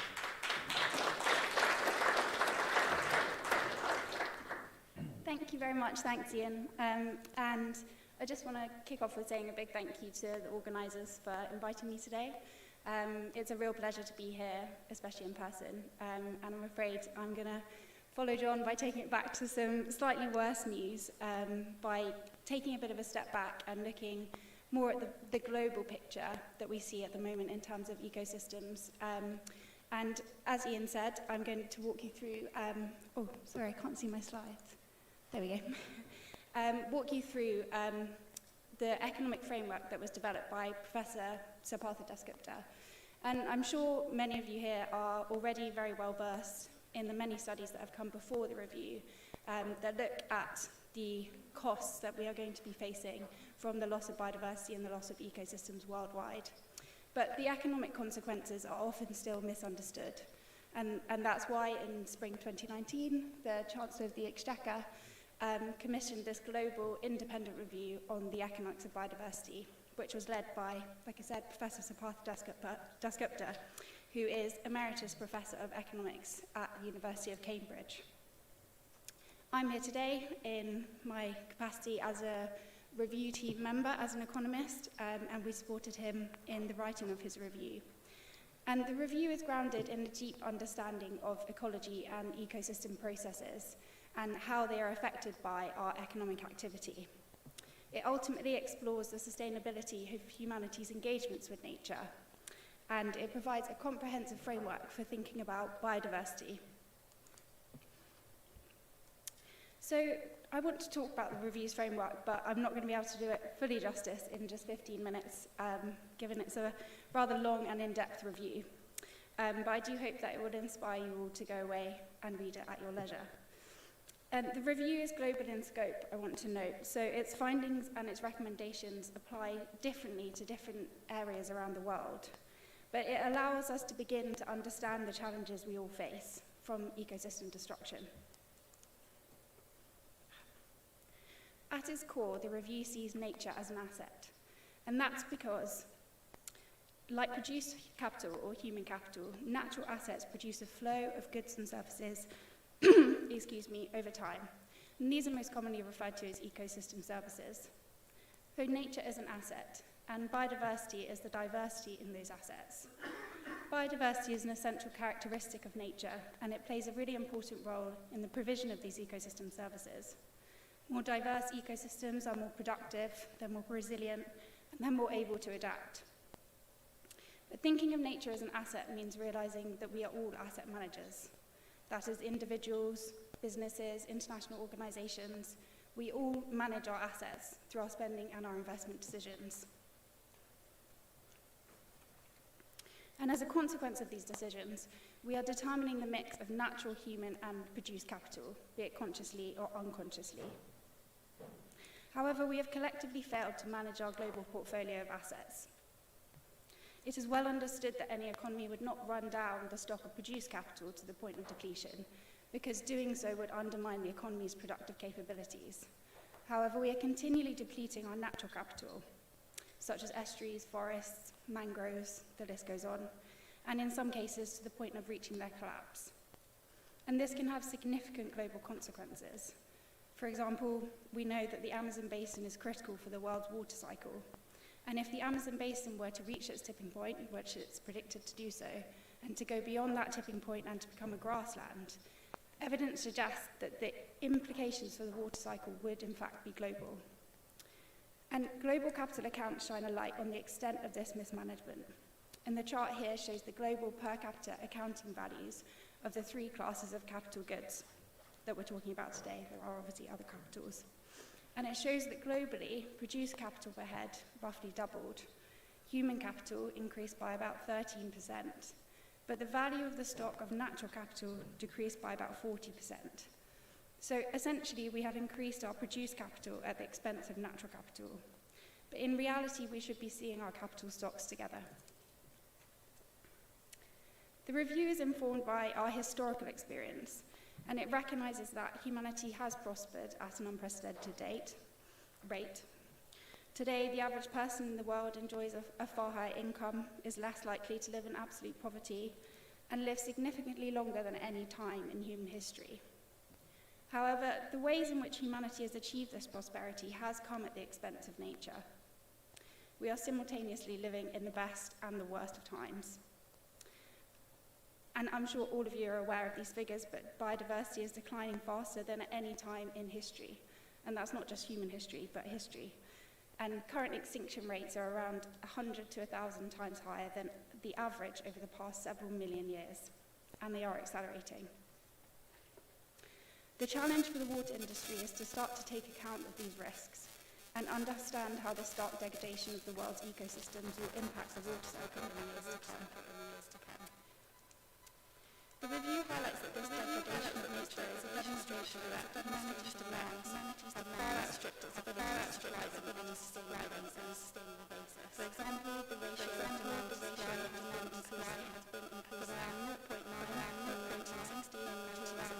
to around 1.6, which means that currently 1.6 Earths are needed to maintain the global economy. This is clearly unsustainable, and it demonstrates just how much we are diminishing our natural capital stocks. A central part of the review's framework explains this relationship between demand and supply through the impact equation. And the review asserts that actually for several decades, this impact equation has been an inequality. You can see the equation given on the slides on the globe. And it represents that our demands on nature for its services have far outstripped its ability to supply them, importantly on a sustainable basis. So on the right-hand side, it's given, you can see the biosphere supply, which is given by the stock of natural assets, S, and the biosphere's regenerative rate, G. And on the left-hand side, you can see humanity's ecological footprint. And that's determined by the size of the human population, N, the size and the composition of individual demands, Y, and also the efficiency with which we use nature services, through which we extract services from nature, and also the efficiency with which we return waste back to nature. And this equation is fundamental to the review's recommendations because it breaks down the components of the demand and the supply side, which in turn can be altered in order to return to a condition of sustainability. That is, bringing our demands back in line with the supply of nature. Just to give you an example of this equation in practice, is climate change. And as we know, climate change and biodiversity loss are inextricably linked. The loss and the degradation of nature from human activity is contributing to our greenhouse gas emissions, but climate change is also heavily impacting nature, expected, of course, to become the biggest driver of biodiversity loss this century. So this represents the impact of inequality in that the natural world sequesters huge amounts of carbon, as we know, but our emissions have been far higher than its ability to absorb them. Droughts are increasing in frequency due to climate change, and with population growth, which is another theme of the review, this is adding to the challenge. This will, of course, impact our water use over the coming decades. However, as already talked about today, the solution to one is often the solution to both. That through the conservation and restoration of nature, we can address both issues, and we can protect and restore ecosystems and the services they provide, such as carbon sequestration. And it's fantastic to hear about all the work that's already being done in this space. One of the challenges, sorry, my slides are in the wrong order. One of the challenges we face in addressing our demand overshoot is in understanding our impact. And the review highlights 3 key pervasive features of nature, which make it difficult to comprehensively record our use of and our impact on nature. Nature is mobile, nature is silent, and it's invisible. To give you an example, the soil that we find under our feet is both silent and invisible. Also, water moves, fish swim. And the review emphasizes that these simple characteristics make it difficult and in some cases near impossible to account for our use and our impact on nature, leading to pervasive externalities that we see. The review also highlights that nature is open to all at almost no monetary charge, which I'm sure many of you are aware of. And this means that nature's worth to society, i.e. the true value of the goods and services that it provides, is not currently reflected in market prices. And these pricing distortions have led us to invest relatively more in other assets, such as our produced capital, as we saw earlier, and to heavily underinvest in our natural assets. And our institutions have not successfully managed these externalities. We currently lack the institutional arrangements needed globally to protect these public goods, such as the ocean or the world's rainforests, which, as I mentioned earlier, could have significant implications if they were to reach tipping points and be transformed beyond repair. We need to start to take account of the multiple and the complex values which we know our natural assets provide. The review itself reflects on multiple sources and conceptions of value. While often this is pointing to measures of natural capital which are mostly based on use value, this is mainly due to the constraints of working with the measures and the data available. I wanted to give kind of an indication here of the different types of economic value that the review talks about in a bit more depth. The review itself isn't centred on valuation, but it points to its importance in the broader context of estimating accounting prices of natural capital, that is, the prices that reflect the true value that nature brings to society. So the solution in the review starts from understanding a really simple truth, that the global economy is embedded in the biosphere. This is obviously quite obvious for most of us, but it contrasts with standard economic models, which actually view humanity as external to nature. And this has significant implications for what constitutes sustainable growth and development. Accepting that the economy is embedded in nature, it forces us to recognize the limits which nature places on the economy, and in doing so, to reshape this definition of sustainable growth. So to conclude, I just want to give a brief overview of the review's recommendations, which are based on this framework that Siddharth has developed. The review proposes 3 broad and interconnected transitions, which are needed in order to move us to a more sustainable path. The first is the need to shift from impact inequality to equality, and that means increasing nature's supply relative to its current level and reducing humanity's demands on nature.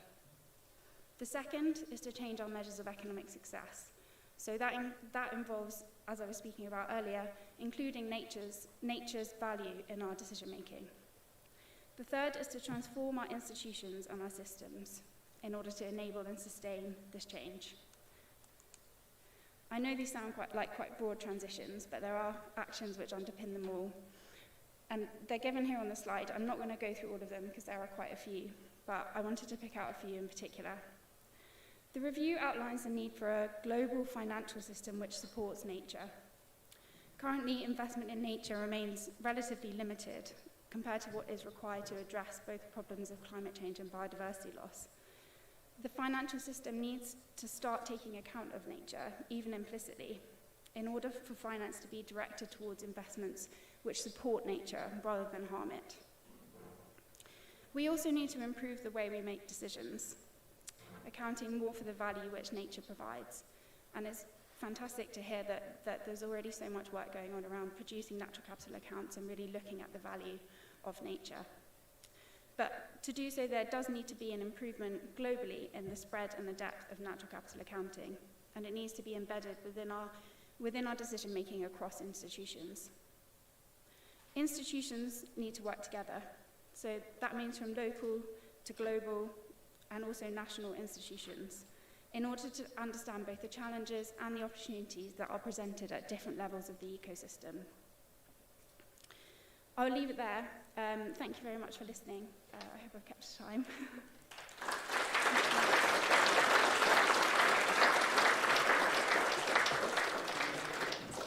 Thank you very much, Lucy. That was a remarkable summary of a 610-page document. There is a 100-page summary, which is a much easier read and well worth it. Can I ask the speakers, please, to come up and just join me on the podium here for questions. We're running a little bit late, so I might eat into the coffee break by 5 minutes if I'm allowed to. And whoever sits on the end, please don't fall off, because the chair's a bit close to the edge.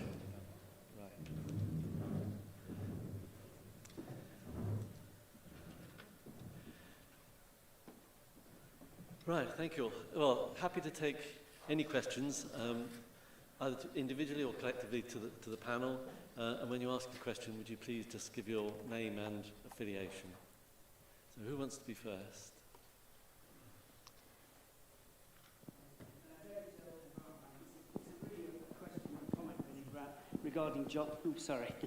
Regarding John's really great presentation. And it's to do with this agricultural property relief, because, of course, the government's got the ambition for 500,000 hectares of nature recovery network. That doesn't stand a hope in hell of delivering it unless it can actually sort out the inheritance tax issues you pointed out. So we wrote to the Chancellor 12 months ago to say they should introduce conservation property relief. We haven't had a reply yet, because I guess he's fairly busy. But I think that's got to be the way. It may be that ABR agriculture property is lost anyway. I just wondered what your thoughts would be on that. If there are some saying that it may get pulled as a tax. Thank you. Yeah, hopefully this is on. So thank you, David. Yes, I mean your comments are well placed there. So completely agree.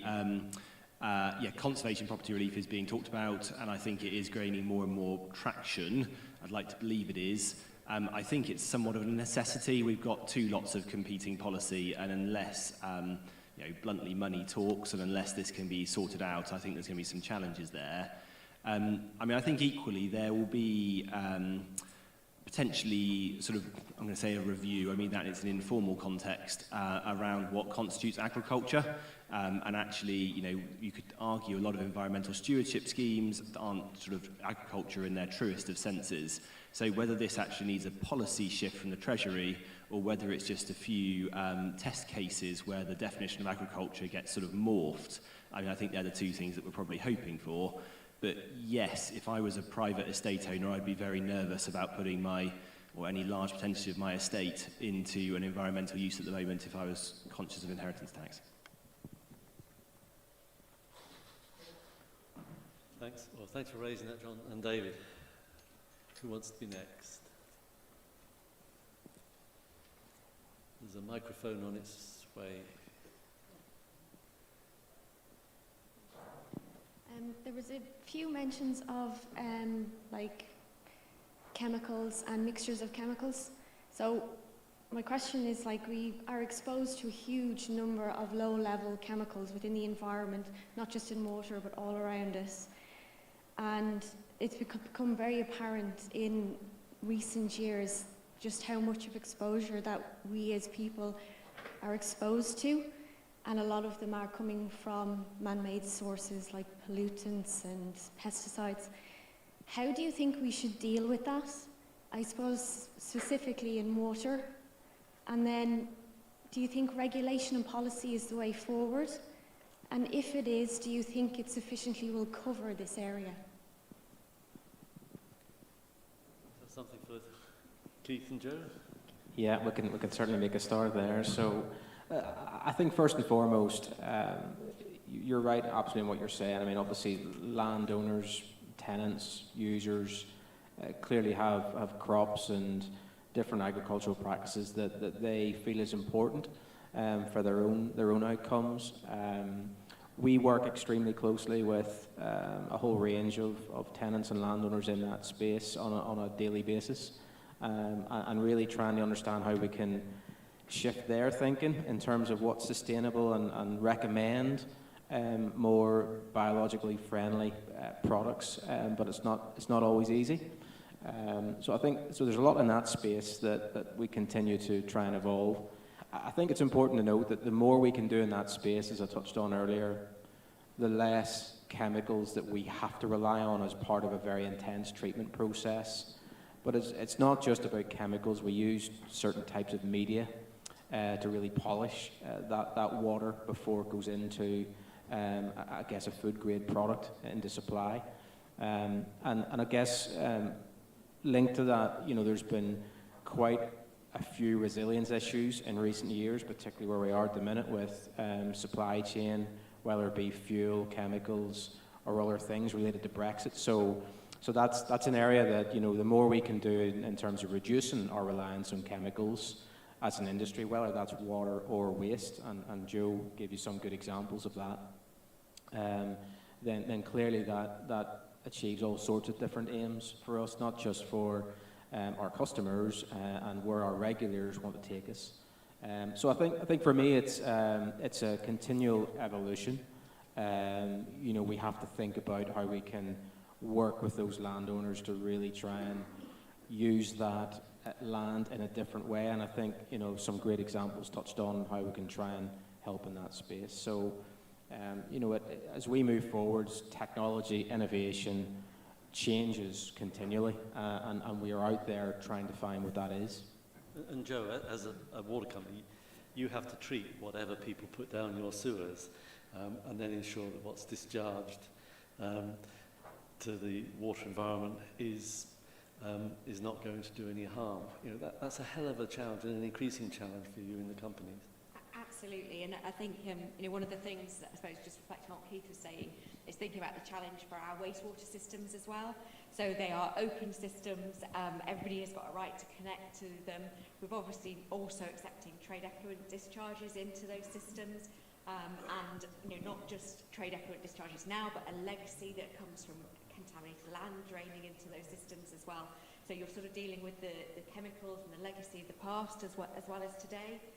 So I think, you know, in terms of sort of thinking about new and emerging chemicals, pharmaceuticals, heavy metals, some of the complex hydrocarbons that we need to think about, I suppose you know, the thing we need to sort of think about is, how do you tackle that? Do you tackle it at the point of the wastewater treatment works and have ever more complex technology that is energy intensive to remove it, or do you really start to chase that back through the system and actually ban those products and change the way that we buy our goods and services? And you know, our preference is always for that, but in the end, it's going to be a balance between the two.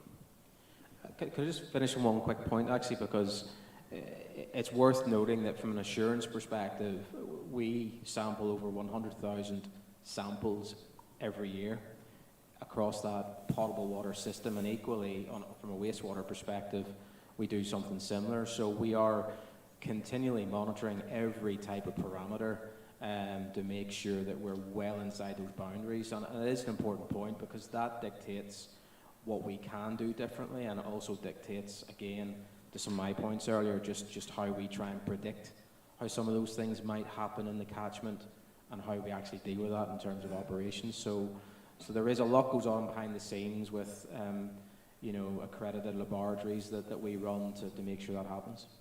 Thanks. Okay, we've got time for two quick ones, so one down the back and then one here. Ian, I just wanted to flag there have been a couple of questions coming in from people who are watching remotely. I didn't know if Lucy wanted to respond to the second of those. Well, thank you. Yes, pick up on the one for you, Lucy, which is something I guess we all noticed, which is that all your slides were tagged with "not government policy." My question is, how is the Dasgupta review being taken forwards, please? It's a really good question, thank you. Yeah, hello, yeah. Yeah, thanks, that's a really good question. So the government published an official response to the review in May time this year, which set out the government's takings from the review and what was going to be taken forward and embedded into government practices. So there are a number of actions that the government took. One that was really important, I think, was the commitment to think about embedding these findings into decision-making, financial decision-making across government, but also in terms of some specific outcomes. There was funding committed to support the Task Force on Nature-related Financial Disclosures, and also to support ONS in increasing their natural capital accounting, to look at producing more inclusive measures of wealth. So there are a number of actions outlined in the government response, but what we've really noticed is quite a lot of interest across government in wanting to understand the findings of the review and how they apply to different areas of work. As I'm sure you'll guess from my presentation, it's a very broad review, and so applying it to different areas of thinking is really important, and we've seen quite a lot of support for that. So. There was one hand up just in the third row here, please, and then I'll just make a final comment, and then we'll break for coffee. Thank you. I'll be quick. Archie Ruggles, Bryce Swainsworth Estate. A question that comes across my desk a lot in trying to deliver some of these nature-based solutions on a scale in UK agriculture. There was a lot of mention of the cost savings to the water industry from looking at a catchment-based approach and some avoided costs of treatment. And then there was John's comment around revenue and trading. Is there an opportunity here to throw the books open, take a natural capital approach, value the benefits that are being provided by these things, and then share them between the different actors in the supply chain in a way that then you can rely on the data to support an outcomes-based contracting model increasingly over the next 20 years? Is that a viable option? That's a big question, but I'll need to challenge you with some brief answers, please. I think, from our perspective, we're doing a number of trials and really trying to generate green markets, and that's exactly where we want to get to. So if we've got the commonality of our natural capital account across the Northwest, got commonality on understanding the value of the environment, can we use that to really engage buyers and sellers of ecosystem services to try and create just that market? So I think it's still fledgling. We've got a number of examples. Other water companies have got similar examples of things that they're trying, as have other industries. But I think it's really exciting, and I think if we can get there, then it's really critical. And I suppose one of the examples that we have is working with Nestle, where the resilience that they're trying to drive into their supply chain means that they're a buyer of similar ecosystem services to us as a water company. And it's a really good example of aligning the agricultural sector and the food supply sector with the water sector. So I hope that's where we can get to. Okay, thanks, Jo. That was great. I'm not going to attempt to sum up, and we all need coffee anyway after having our minds expanded by some fantastic presentations.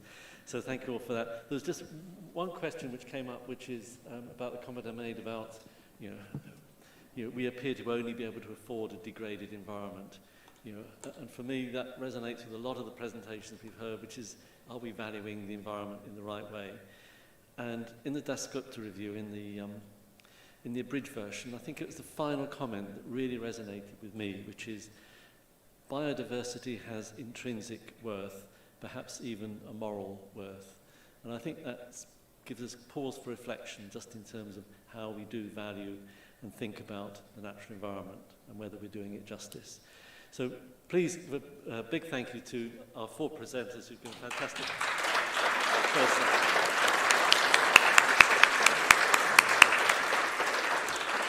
Well, thank you all, and I think back in 15 or 20 minutes, but 15, according to Miranda. Thanks.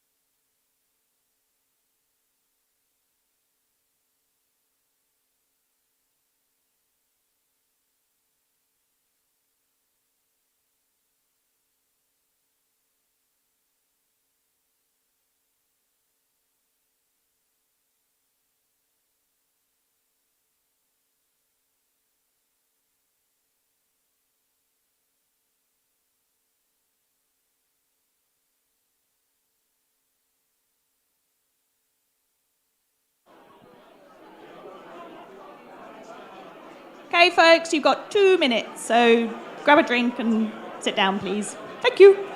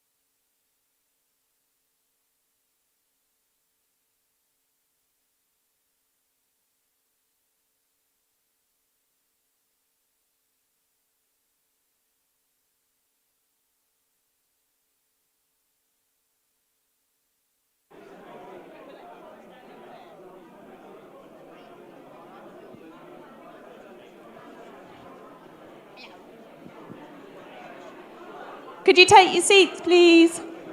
Thank you.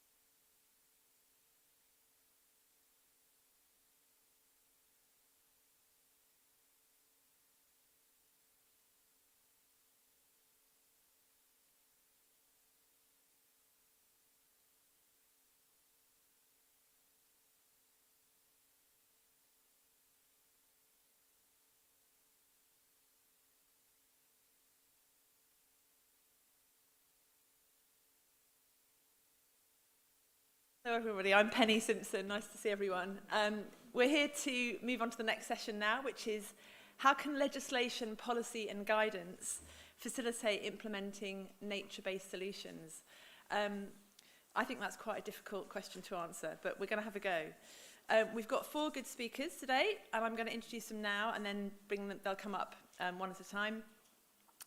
I'm then going to give a little bit of my own spiel about some of the aspects of this question as well. So first of all, we have Rebecca Powell, who's going to speak to us on VideoLink. I had written in my notes that she's the Under Secretary of State at DEFRA for the Environment. But on my ENDS daily feed today, on my email, I'd read that she's now Minister for Nature Recovery. So that's quite exciting. So she's going to be talking about what the government is doing to tackle and incentivise nature-based solutions. And then we have Professor David Hill, who's over here. And David is pretty much the most innovative ecologist I know. He's going to talk about the role of private investment in nature-based solutions, and he's probably single-handedly brought forward the biodiversity net gain issue, which we now see finally in our Environment Bill, which will, we think, almost certainly become law by the end of the year. So David's going to talk about that, and I'm really looking forward to hearing what he has to say. And then we have Professor Jackie McGlade from the UCL's Institute for Global Prosperity. And unfortunately, I haven't yet had a chance to catch up with Jackie. Hello, Jackie. Jackie is a Professor of Natural Prosperity, Sustainable Development and Knowledge Systems. And her research focuses on knowledge systems that express the dynamics of our planet and its ecosystems. She has the most incredibly impressive list of publications, and I understand from her website that she also lectures widely on these issues, so I'm looking forward to hearing what she has to say. And then we have Matthew Morris at the back here, who I've just met. Hello, Matthew. He's going to give us a landowner's perspective on managing land sustainably, talking about some of the conflicts and some of the solutions. And he currently works for the Duchy of Cornwall and has previously worked, I think, in Cheshire on other estates doing similar work. So thank you to our speakers in advance, and I just thought I would kick off just now by thinking a little bit about one aspect of this topic that I know a little bit about, which is the legislation, because the question here we're asking is how can legislation, policy and guidance facilitate nature-based solutions? And I'm an environmental lawyer. I've been doing that for quite a long time now, since the 1990s, and so that's something I understand, and I thought it'd be useful just to think about what have we seen evolve over the last 20 years, let's say, in terms of legislation and how that fits with what we're talking about today. And think a bit about what maybe still needs to come to try and help incentivise all of us, not so much these people in the room, because we're all here because we have an interest, but it's the people who aren't in the room that I think need to be incentivised to try and bring forward some of the issues we're talking about today. So, as I reflected on this at the weekend, I was thinking, well, when I started off as an environmental lawyer, it was all about criminal offences. It was all about you can't touch that plant or that species, you shouldn't pollute a river. It was that kind of basic stuff. And whilst it had a role, unless you got caught, no one was ever prosecuted. And, you know, it was some kind of disincentive to comply, but not particularly strong. And I'm glad to say things have evolved a lot in environmental law since then. We've first of all seen a better recognition of the totality of ecosystems and the way that nature is a whole.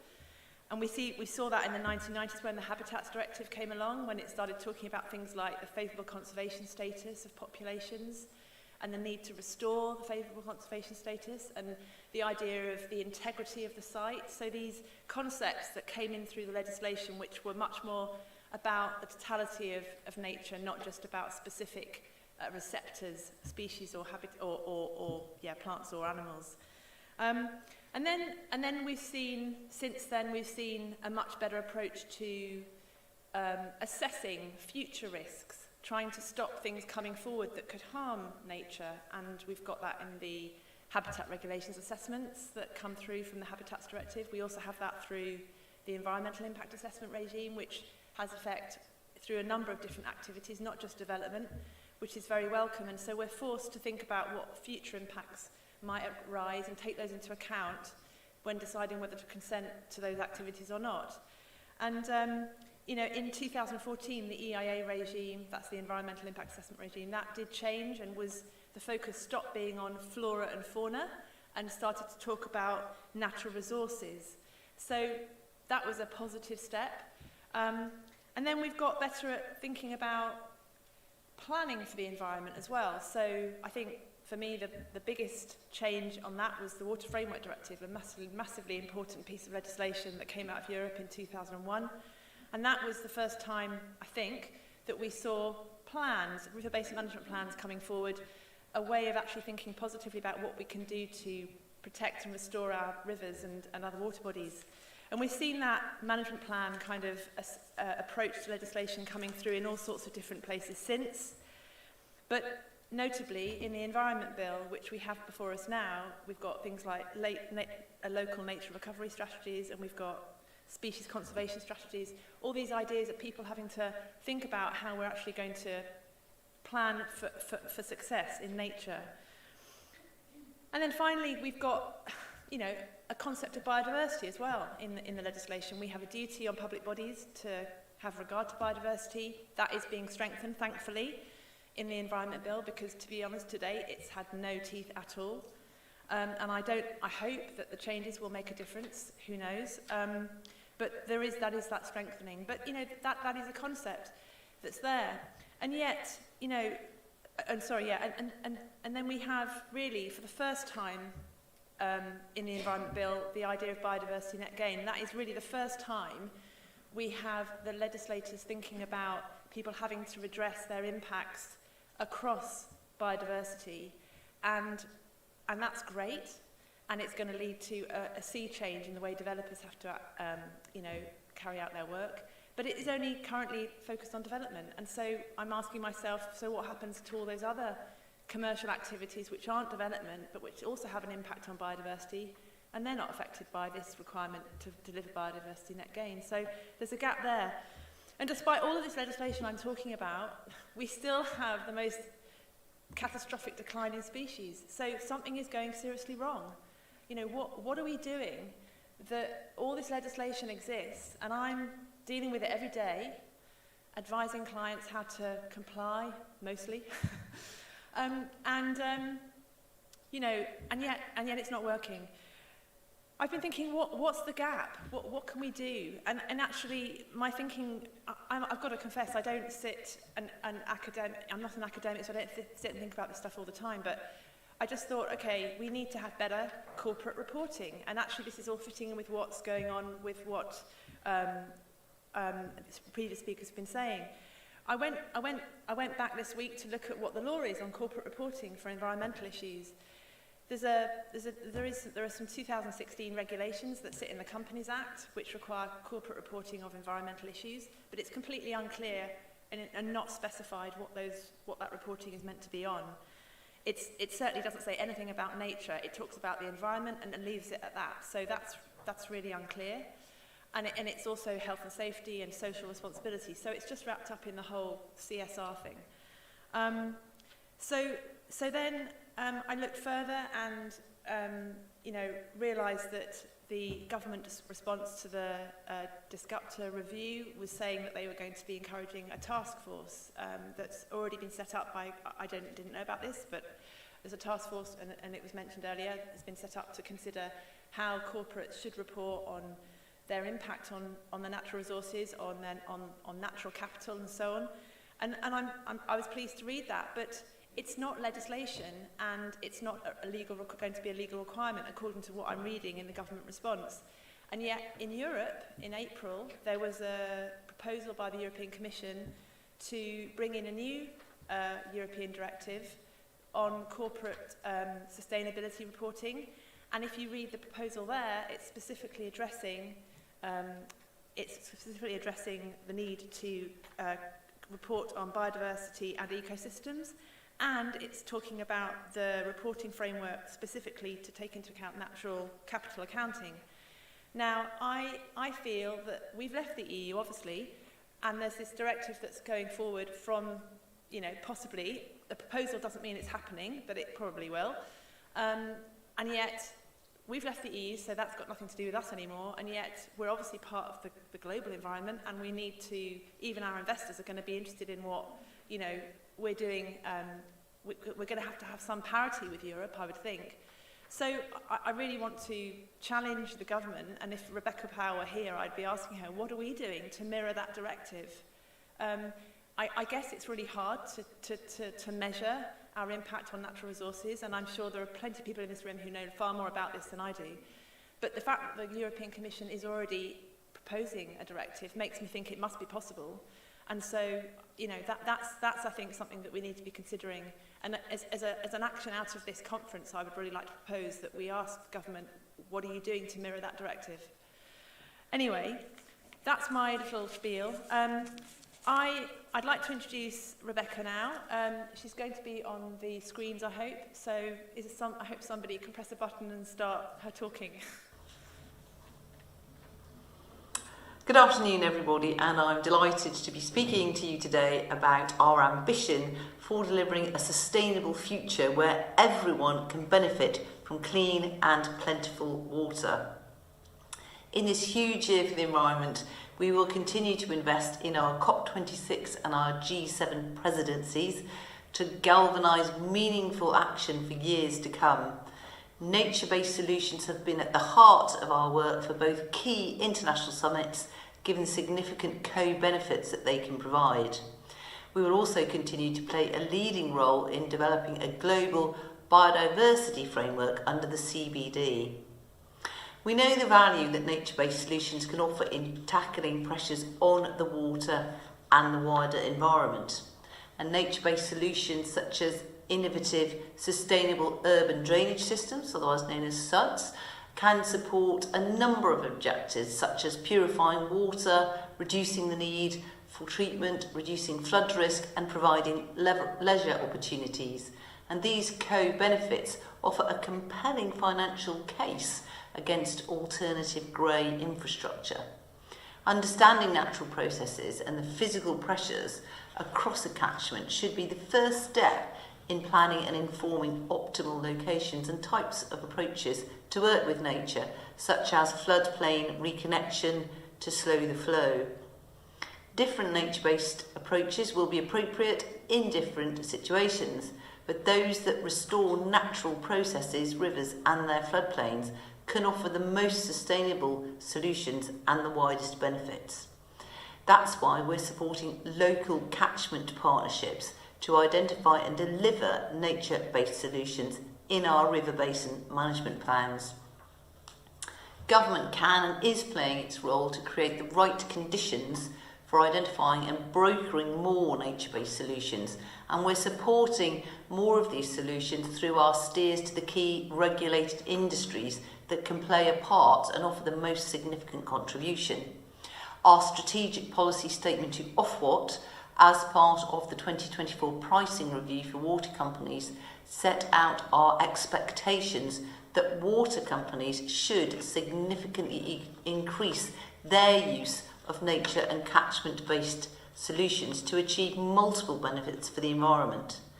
And the Environment Bill, which I've been bringing through Parliament, will give government the power to set long-term, legally binding environmental targets to deliver the outcomes in our 25-year environment plan.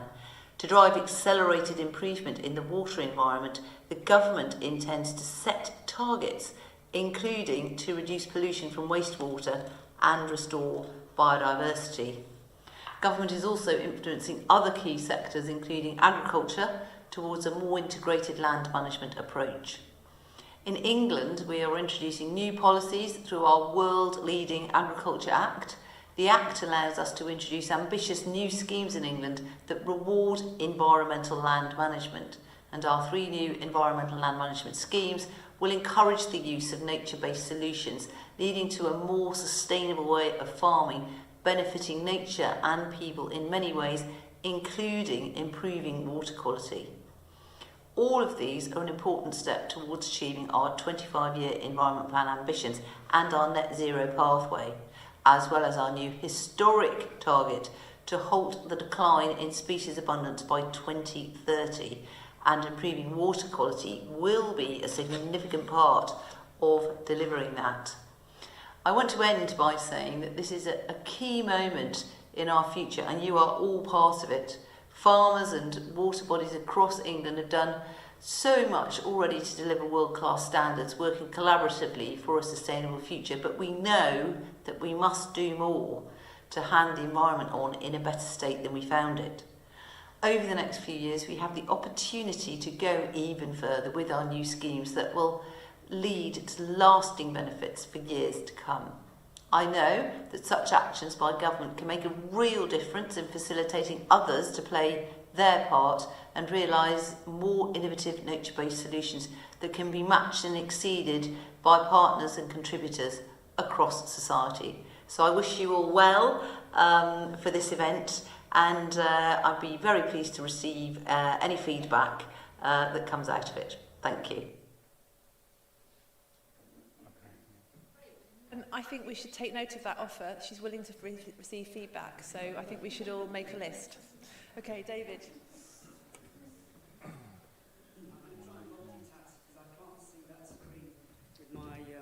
From here, I might be able to, but anyway. I'm going to do something I've never really done before, which is not talk about this, which I've done loads of, but I'm going to, I'd like to just dedicate this, if I can get rid of this living thing. Yeah, I'd like to just dedicate this, I can't see what it says. I'd like to dedicate this talk, if I may, to David Alborough and to the conservation team at Northumbrian Water and Essex and Suffolk Water. These are a really fantastic people. They've done fantastic work, and I've been working with them since about 2004. And as a consequence, since 2007, I've been bleating on about environmental markets and driven them mad about it. So it's really a little bit of a thank you for listening to all that bleating from me. This graphic, I think, is really incredibly interesting, because when I set up the Environment Bank in 2007, and this graphic starts at the point of 2007, and it's from the World Economic Forum, and it's looking at the global risks around likelihood and impact of things that could go wrong, basically for the economic systems of the world. And basically it shows the trends are clear, the risks are going green. And so at the far right end, in the last 3 or 4 years, we've woken up to the fact that failure to act on climate change and biodiversity loss are now far more significant than economic, geopolitical, societal and technological impacts. Somewhere in amongst that is weapons of mass destruction, and the green stuff is thought to be far more important than that now, which is quite remarkable. And it sets the scene. I would never have guessed that this is where we would have been by now, but it sets the scene for what we're going to be talking about in this, if I can multitask this properly. So since the Industrial Revolution, over 75% of the world's surface has been significantly altered by us. And 2/3 of the world's oceans have been polluted, 85% of wetlands have been destroyed, more than 1 million plants and animal species are currently threatened by extinction. And although we consider that GDP, gross domestic product, is actually a pretty crummy way of measuring progress, 55% of global GDP relies on what nature provides. It segues very nicely into what we heard from Lucy in the Dasgupta review. And biodiversity is basically becoming the big concern to policymakers and investors. And what I'm going to talk about now is how the investment market will probably drive us in the right direction. I hope so. So by extension to companies, it's as important, if not even more so, than greenhouse gas emissions. And we and the Environment Bank are being inundated by people who want to engage with restoring biodiversity at scale. Penny mentioned the Task Force on Nature-Related Financial Disclosures that Lucy mentioned too. I think that's a major, major step forwards, but it has got to be embedded into legislation. It's no good if it's voluntary. But incredibly and brilliantly, companies are now employing heads of biodiversity across the whole sectoral landscape to mainstream natural capital. And the outcome of this will be simply that those companies who do not engage with this agenda will be laggards, and those businesses will collapse because their investments will dry up. So all corporates need to really take significant notice of this point. And that's why action is needed now. So fantastically, if we have got a Minister for Nature Recovery, that really is impressive. We've got the 25-year Environment Plan and the Environment Act. The Environment Bill are due to be enacted. The latest is that it will be by this autumn. It won't be COP26, but it will just be shortly after that. And the ambition to restore 500,000 hectares of land for ecosystem benefits, that is massive. But there's a whole range of things that we've got to get in place to enable that to be delivered. Not least, as John mentioned, the issues around we discussed about agricultural property relief. How do we deal with the inheritance tax issues around that? But the emphasis on nature recovery is extraordinarily good. The Prime Minister wanted to see 30% of the land and sea to be protected by 2030, and it's been calculated that we need an additional 615 million of capital funding per annum to create and restore wild places and build that resilience that we need.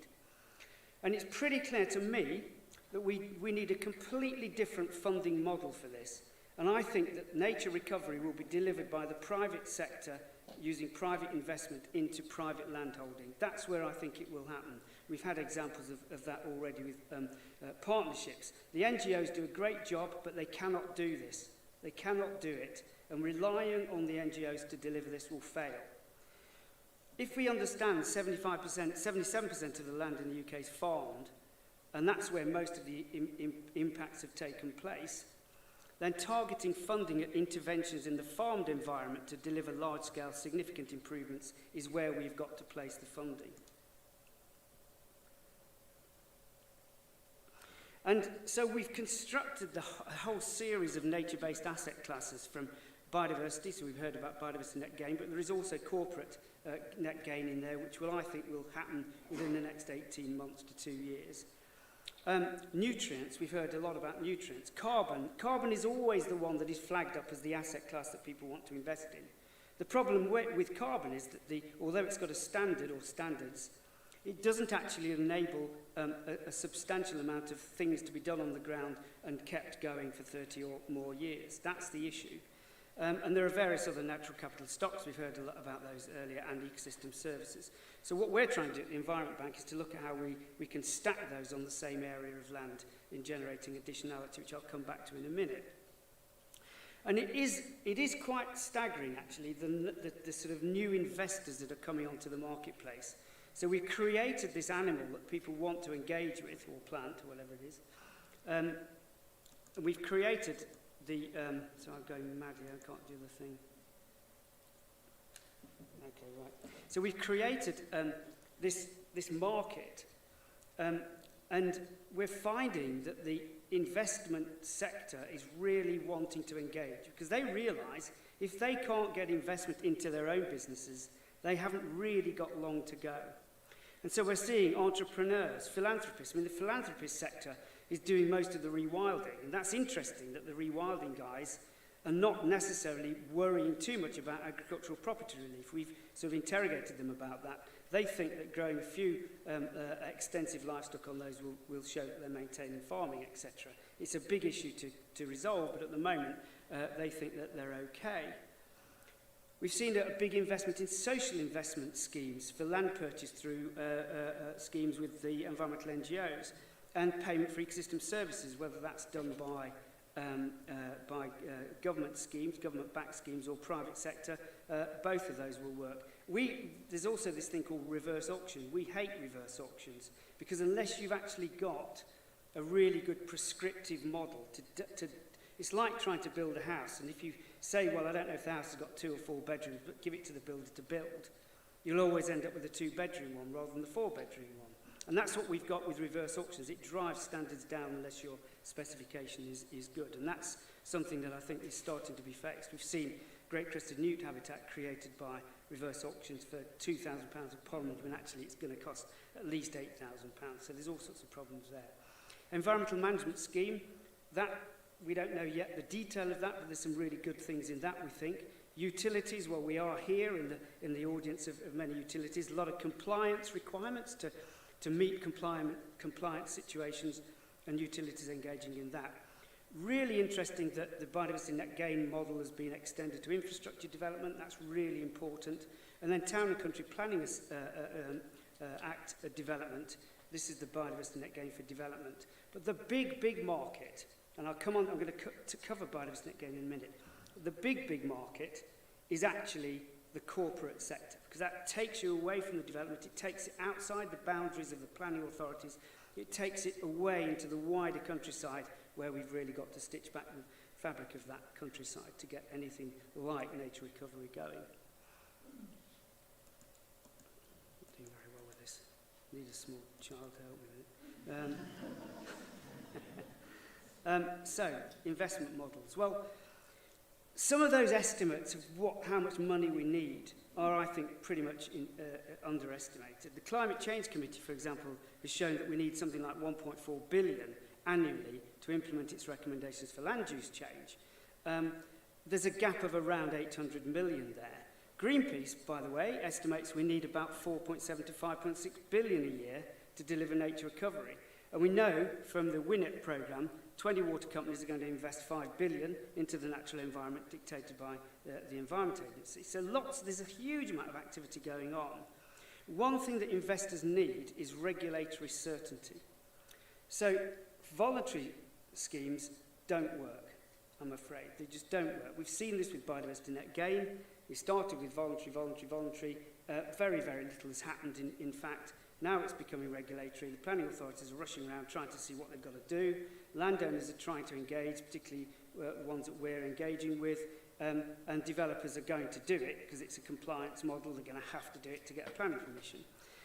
But we were also seeing models around green gilts and green saving bonds to support nature-based projects. So a huge amount. You'll all have probably heard about the Rhino bond, which is one of the latest ones that was backed by Duke of Cambridge. Fantastic initiative, that. But we would say that public funds should not support activities that would have happened anyway. That's a real danger. And we think, for example, with Natural England, they're trying to put forward statutory biodiversity credits. That will fail because it will stop a market developing. They need to basically buy credits and then allow access to those credits rather than trying to be a supplier. And then there are a whole range of hybrid models of stacking and bundling, which I'll cover slightly in a minute. But this is the challenge. I thought I'd try and get a global picture on biodiversity funding gaps and what you might do about it. So at the moment, around $120 billion goes into existing flows for biodiversity funding. But the actual need is around 900. So there's an $800 billion gap, nearly $1 trillion gap globally to deliver what we've got to deliver to give us nature recovery. But if you look at those red bars, they are agriculture subsidies, forestry subsidies, fisheries subsidies. Removing those and putting those into nature recovery would be a really, really good start.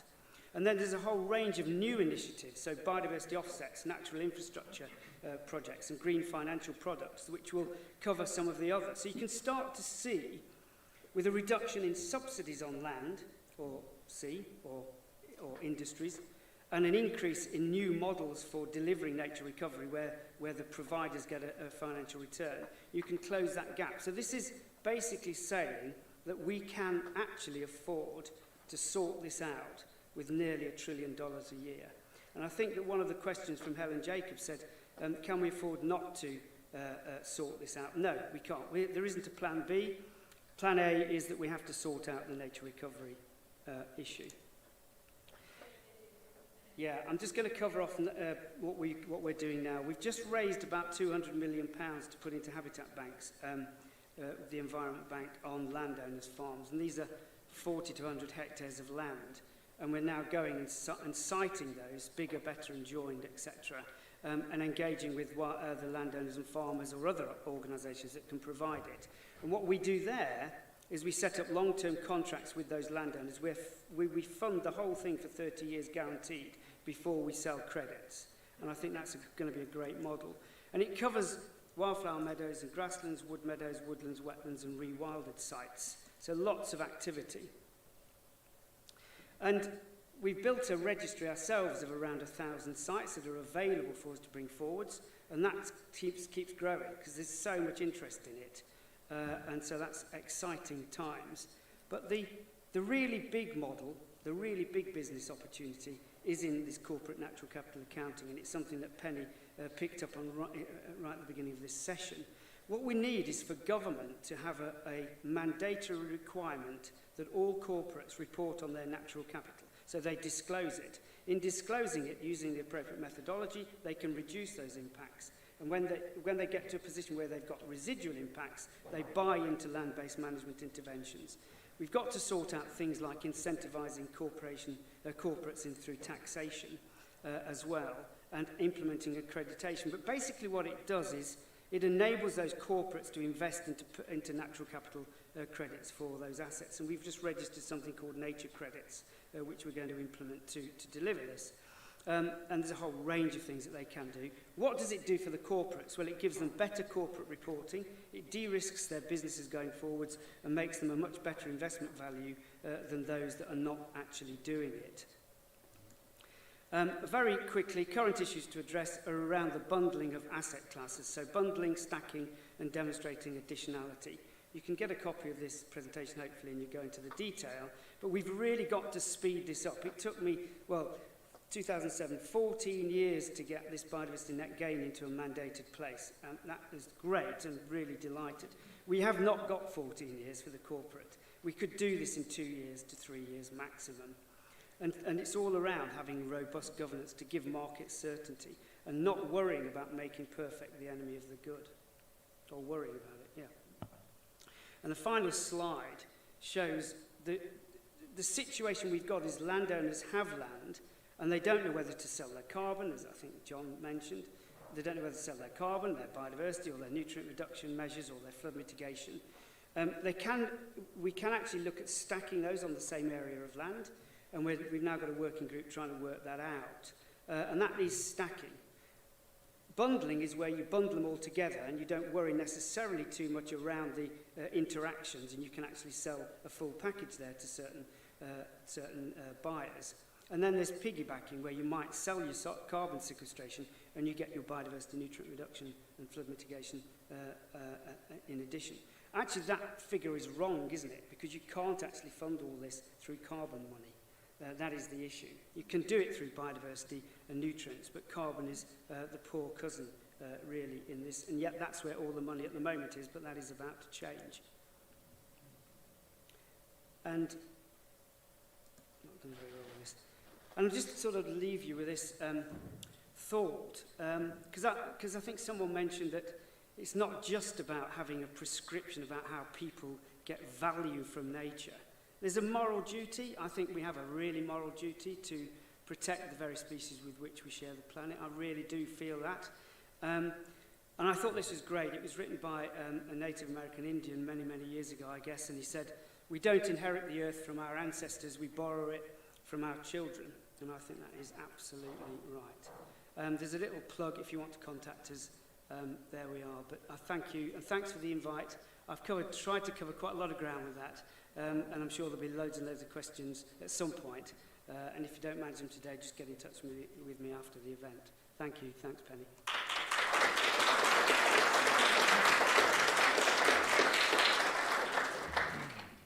Brilliant, David. Thank you. Oh, yeah, okay. Jackie, please take the stage.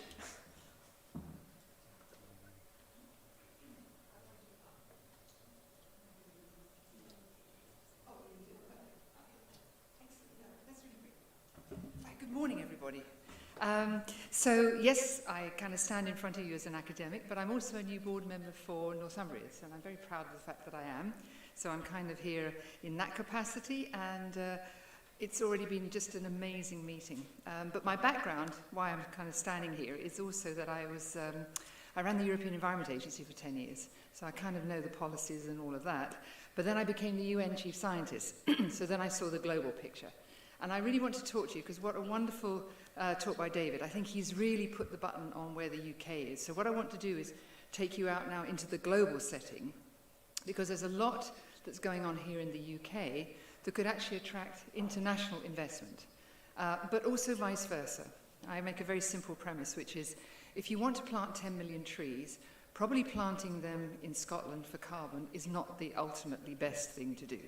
If you want to trap carbon on behalf of, the planet, go plant them either in the Mau Forest in Kenya or in the Amazon. So, I mean, we have to really understand that where we act can be truly change-making, but, keeping ourselves within these shores isn't necessarily always the best way to invest money. So when we're talking to corporates, many of whom are working globally, we have to remember that they may have other options in their policies and in their thinking and how they're doing their accounting.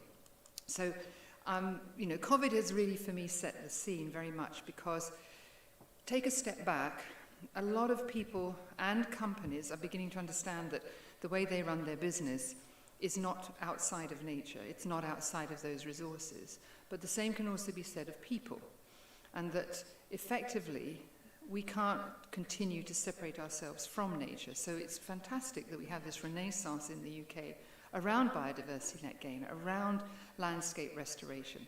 And you can feel, you see nature writing all the time. But we have to make that very practical now. We have to actually make it happen. And I think the figures that we've just seen they're not surprising. And actually, in the context of international and financial investment, they're relatively modest. So all of this should be achievable. The question is, we don't have the prescription to take them into the future that we potentially have been talking about. How can we do that? Well, I think the Environment Bank is a fantastic example. There are others out there. And the question is, can we galvanize things so that we're not just looking within our own shores, but where we can exert an influence outside of them? And so many of you, I hope most of you read the summary of the Dasgupta report, maybe not the full report. But it's an interesting read. I was just talking now about how, in one sense, it's quite theoretical. So economists in Treasury are going to be thinking, oh yeah, I can grasp all of this. And I'm delighted to hear that it is making a difference in their, how they're thinking about the world. But when you're sitting in the corporate side, or even if you're sitting in a research side, it's actually quite difficult to do. Because, economists can come up with a string of ways to value, willingness to pay. I mean, there's a whole raft of things they can do. But actually, what is missing is the sense of that intrinsic value. And I go back to this idea from emerging out of post-COVID that we need to get that tighter relationship between ourselves and nature, realizing that we are in a continuum. In fact, even if you live in an urban setting, there are thousands of species living side by side, helping us actually to survive. So how do we actually make that transition to spending money?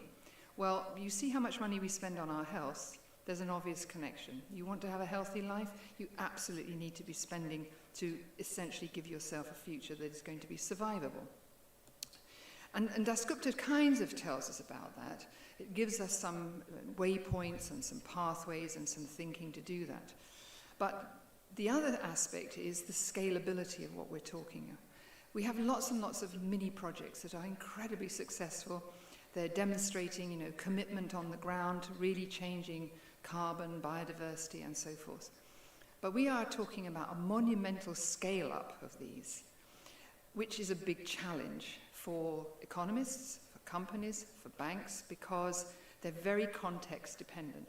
For example, what Archie does at Spain's Hall with his beavers is not necessarily applicable to what we might do somewhere else. And yet it's absolutely as valuable to the local environment.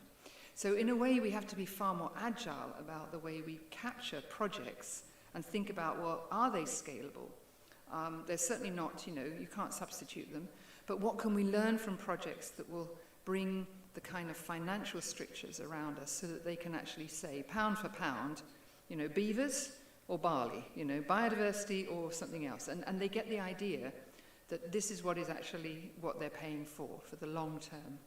So the scalability remains an issue for many of us because, in a sense, having a great idea, we need to not only put the science around it and the evidence around it, but we really need to think about how we could maybe perpetuate that even outside the shores of the UK. And they need to be, in a sense, proven. So there is a lot of work going on, as you all know, in ELMS and the green strategies and so forth. But I find it slightly amusing Because every morning I'm in a conversation with Australia, the Australian government, the regulator, the farmers, and so on.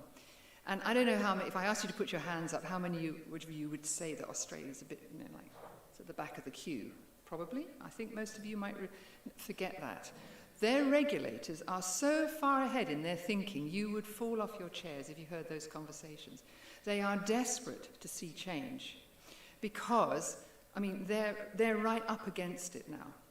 You have farmers who are coming on the line who are saying, I never thought I'd admit it, but yeah, climate change is happening, and if I want to be in business next year, not just 5 years, next year, I'm going to have to do something really fundamental. I'm going to have to regenerate my land. I'm going to have to do a lot of things. So when we're talking about greening and green strategies and land management schemes, there's an urgency here, and I don't feel that our regulatory, financial, departmental policy making is joined up enough to get us to even to the next sort of bit of the race. I mean, this morning we heard all these wonderful pieces, you know, the Environment Bill, the 25 years and so on. It's fantastic. I could never have imagined we'd be doing that right now. But as long as the money is there, people will be motivated. But we need far more understanding of how the policies connect. So Simon Lister, who is here in the audience with me, he and I both serve on the Essex Climate Commission. And one of the things we keep stressing is fantastic ideas on housing, great ideas on transportation, green energy and so on. But we have to stitch it all together so we get the absolute best benefits of the whole thing. And there's not that much incentive if the building regs don't allow you to do innovative things which would bring green spaces right into where you are. So, you know, I think these kinds of meetings are the ones where we have to do the joining up. And perhaps that's one of the outcomes of this meeting, is that we agree that we're not going to kind of do the usual, add everything up, but we need to work together and somehow find some of that sticky money to keep us working together. So that's how I think ELMS and these other schemes will be most successful. To be honest, payment for ecosystem services is a nonsense. I have to say that, because I sit in meetings, you know, in the UN and others, and I hear things like the Brazilian president saying, pay me $1 million and I will take care of the Amazon. Well, actually a very large number. And the Norwegian government saying, no, we've been paying you for 10 years and you haven't done anything, you've just burnt the forest down. So there's a kind of mantra around payment for ecosystem services that I think is misleading. Nevertheless, we need to protect ecosystem services. And for myself, I can see that happening. I work in Kenya, I work in this amazing water tower called the Mau Forest, which provides water for 30 million people. It is the local people in the forest who themselves are saying, we're going to do it anyway. We're going to take care of the forest now. We're essentially taking over our community duties and responsibilities and moving the sort of government interventions to one side. And I find this a fascinating conversation because they're far more responsible, far more long-sighted, but also there's this sense in which they're still living in that more holistic world where everything is connected up. When you do payment for ecosystem services, you're chopping up the problem again. You're saying, well, okay, I'm going to pay you for clean air, and I'll pay you for clean water, and then maybe you could do soil health. And there's this sense in which we've disaggregated everything. And there's a challenge then by creating investment structures that pick off things. So I think that the carbon markets are great as a kind of catalyst, as an initiator. But we have a big UK voluntary carbon market building up through the City of London. And it's very kind of elaborate and very detailed, and you know how all the rules would apply and so on. But if you stand back from it, it's exactly what's been said. It's unlikely to be as successful as we would want, because A, it's voluntary, but B, it's just picking out a small piece without the turnkey that connects it to all the other parts of the landscape restoration. So I think we have to be very careful what we sell to investors, but I'm all in favour of investment, absolutely. The other side of it is that we need to account for it. Natural capital accounts are really tricky, I tell you. I've been trying to do natural capital accounts for 15, maybe 20 years. When it first started, you know, I was in the agency and we were trying to create that numeraire. I've worked with the UN to get the system of environmental accounting, the ecosystem accounting up and running, and, you know, moving forward with things like TEEB and all these different programs. Now I'm doing it for real on, you know, 400,000 square hectares and it is 400,000 hectares. It is very difficult to do a proper full natural capital accounting. It can be done, but I would just plead that we don't go too far away from what governments have actually agreed to do in the national statistics offices, because they do have money to go out and spend to deliver these kinds of numbers. So on the one hand, great that we can have natural capital accounting in corporate accounts, but let's align them with the international standards. Let's not have 400 different kinds of corporate accounting. Let's make them convincingly deliver so that UK government can stand up, and every government can stand up and say, here's our contribution to the system of environmental accounting, and here's the 400 corporates who are actually giving us data that's going to feed into that. That's the kind of joined-up thinking that I hope we can achieve. I think we really need to get real about the kind of data sets that we use. This is a small startup, now quite a large startup, talking to Australia, where we've actually completely changed the game in terms of accuracy for carbon, but also for all the other major indices, simply by being able to use information in a way which has got the long term. But the reason I put this up here is because on the basis of this increased accuracy, so it's within 1 or 2% of anything that kind of comes in on measurement, the most crucial thing is we can create a time history which can give that sense of what a farmer has been doing, what a landowner has been doing. And this is a very different story. So I want to leave you with this idea that maybe we should be paying for some of that long-term effort.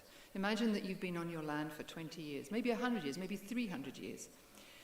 The point where you're at maybe is very high, and somehow you want to give a dividend to that effort that's been put in, and to differentiate between that and someone who's just starting, who's actually beginning to do that transformation. And so there's a new financial process that's being discussed now with the Australian government, which I think could work. It's a mutual where you give landowners living shares. And this mutual then pays dividends according to your past behaviour as opposed to promises in the future. And I think that's the kind of interesting thing, because it's going to be quoted on the London Stock Exchange. It's going to be a truly understandable financial instrument for the banks. And that's why I think, but it reflects people's effort as opposed to just some external picture that may or may not be reportable. And what's nice about that thinking is that it fits into the transformation amongst the international banks. So the financing systems, the green banking principles are absolutely ready, having had their collapse. That was the shock to the system. But the green banking principles are worth a read. I guarantee you might be quite surprised at what they think they're doing. But they are ready for these kinds of new and different instruments. So we've heard about green bonds. We've heard about there are different instruments that are there. We have heard about the climate funds, yes, and only just now are the climate funds beginning to connect to the biodiversity funds. So these big international programs have, through the UN, we've actually begun to start to put them together. And even to say, I've just finished the big report on plastics, which is coming out in 2 weeks' time. Finally, we're going to get the statement on plastics, which is it's a very interesting outcome. But what's fascinating is also how quickly ministers have moved. So from 6 months ago to today, ministers went from plastics being a nuisance of waste to signing a declaration which will go to the UN Assembly next February for signing up, already with 80 countries, which says we're actually going to ban single-use plastics. We want to have bio-based, we want to have all different kinds. So ministers can move very quickly. And why do they want to do it? Because the public wants them to do it. So the movement on the climate funds is in the same setting.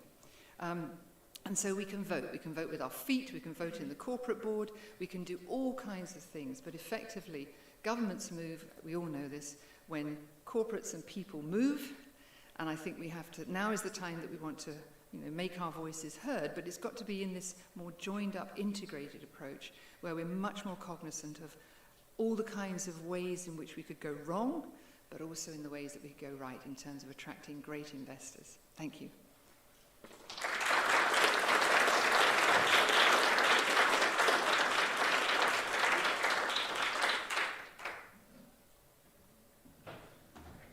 Thank you, Jackie. That was brilliant. Really interesting to hear the sort of international perspective. And now, Matthew, Please come up, Matthew. Matthew told me that His Royal Highness was bending his ear on Sunday morning for 20 minutes while he was in a car park. Sorry, that's Matthew in the car park, not him. Because he wanted to know what Matthew was going to be saying today, so shows the engagement, doesn't it? Thank you.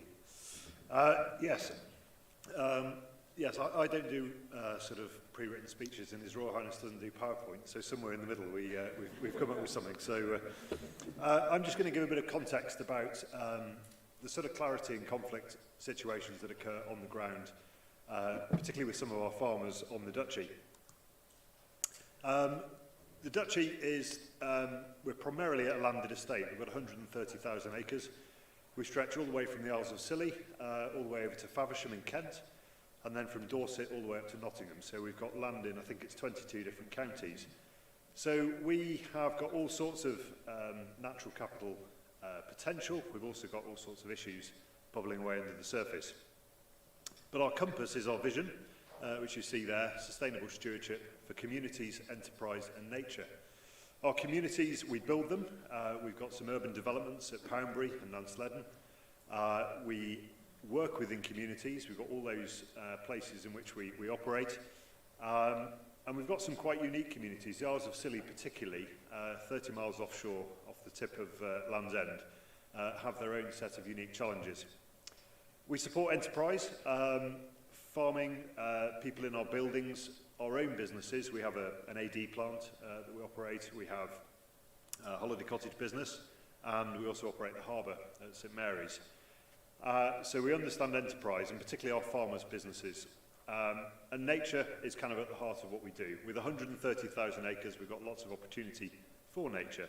So this whole subject of natural capital, nature recovery, is central really to our theme of sustainable stewardship. We are a long-term estate. We're there to provide an income to the heir to the throne, and we've been around since 1337. So we're not about sort of blowing it all in 2021. We want to make sure that future Dukes of Cornwall and the tenants on our estate have the opportunity to make a living in the future. Some of our tenants, one of our tenants' families, have been tenants on the Duchy for 22 generations, which just goes to show the longevity. So just some of the causes of conflicts. We've already heard a little bit about the legislative framework. In the land management world, we're dealing with some acts that are no longer fit for purpose. The Agricultural Holdings Act is from 1986.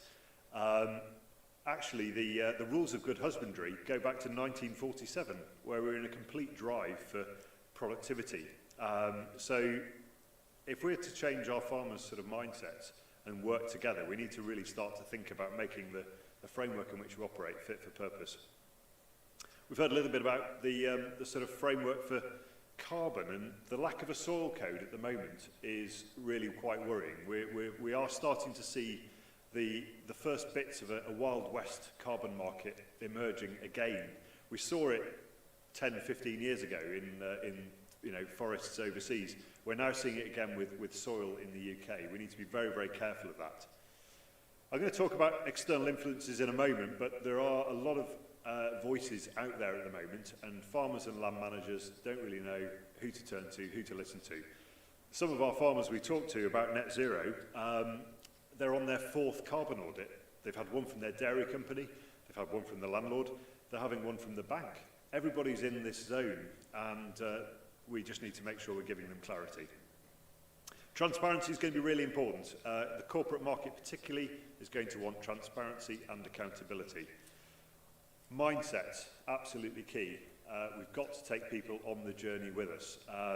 We're working with our farmers on the Duchy. We haven't got all the answers. We're going on this journey with them.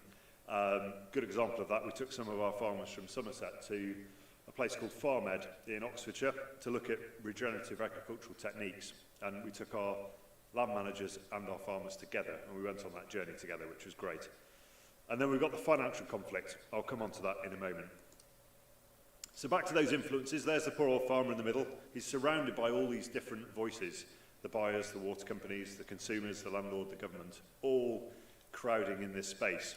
And one thing that we've been struck by, Alistair and I went up at His Royal Highness's urging to the Tweed Forum to see how they did things. And they occupy this amazing space as a trusted intermediary. They are out there. They're not the landlord. They haven't got a goal other than to make the water quality better. And they're able to pull in funding from all sorts of different sources.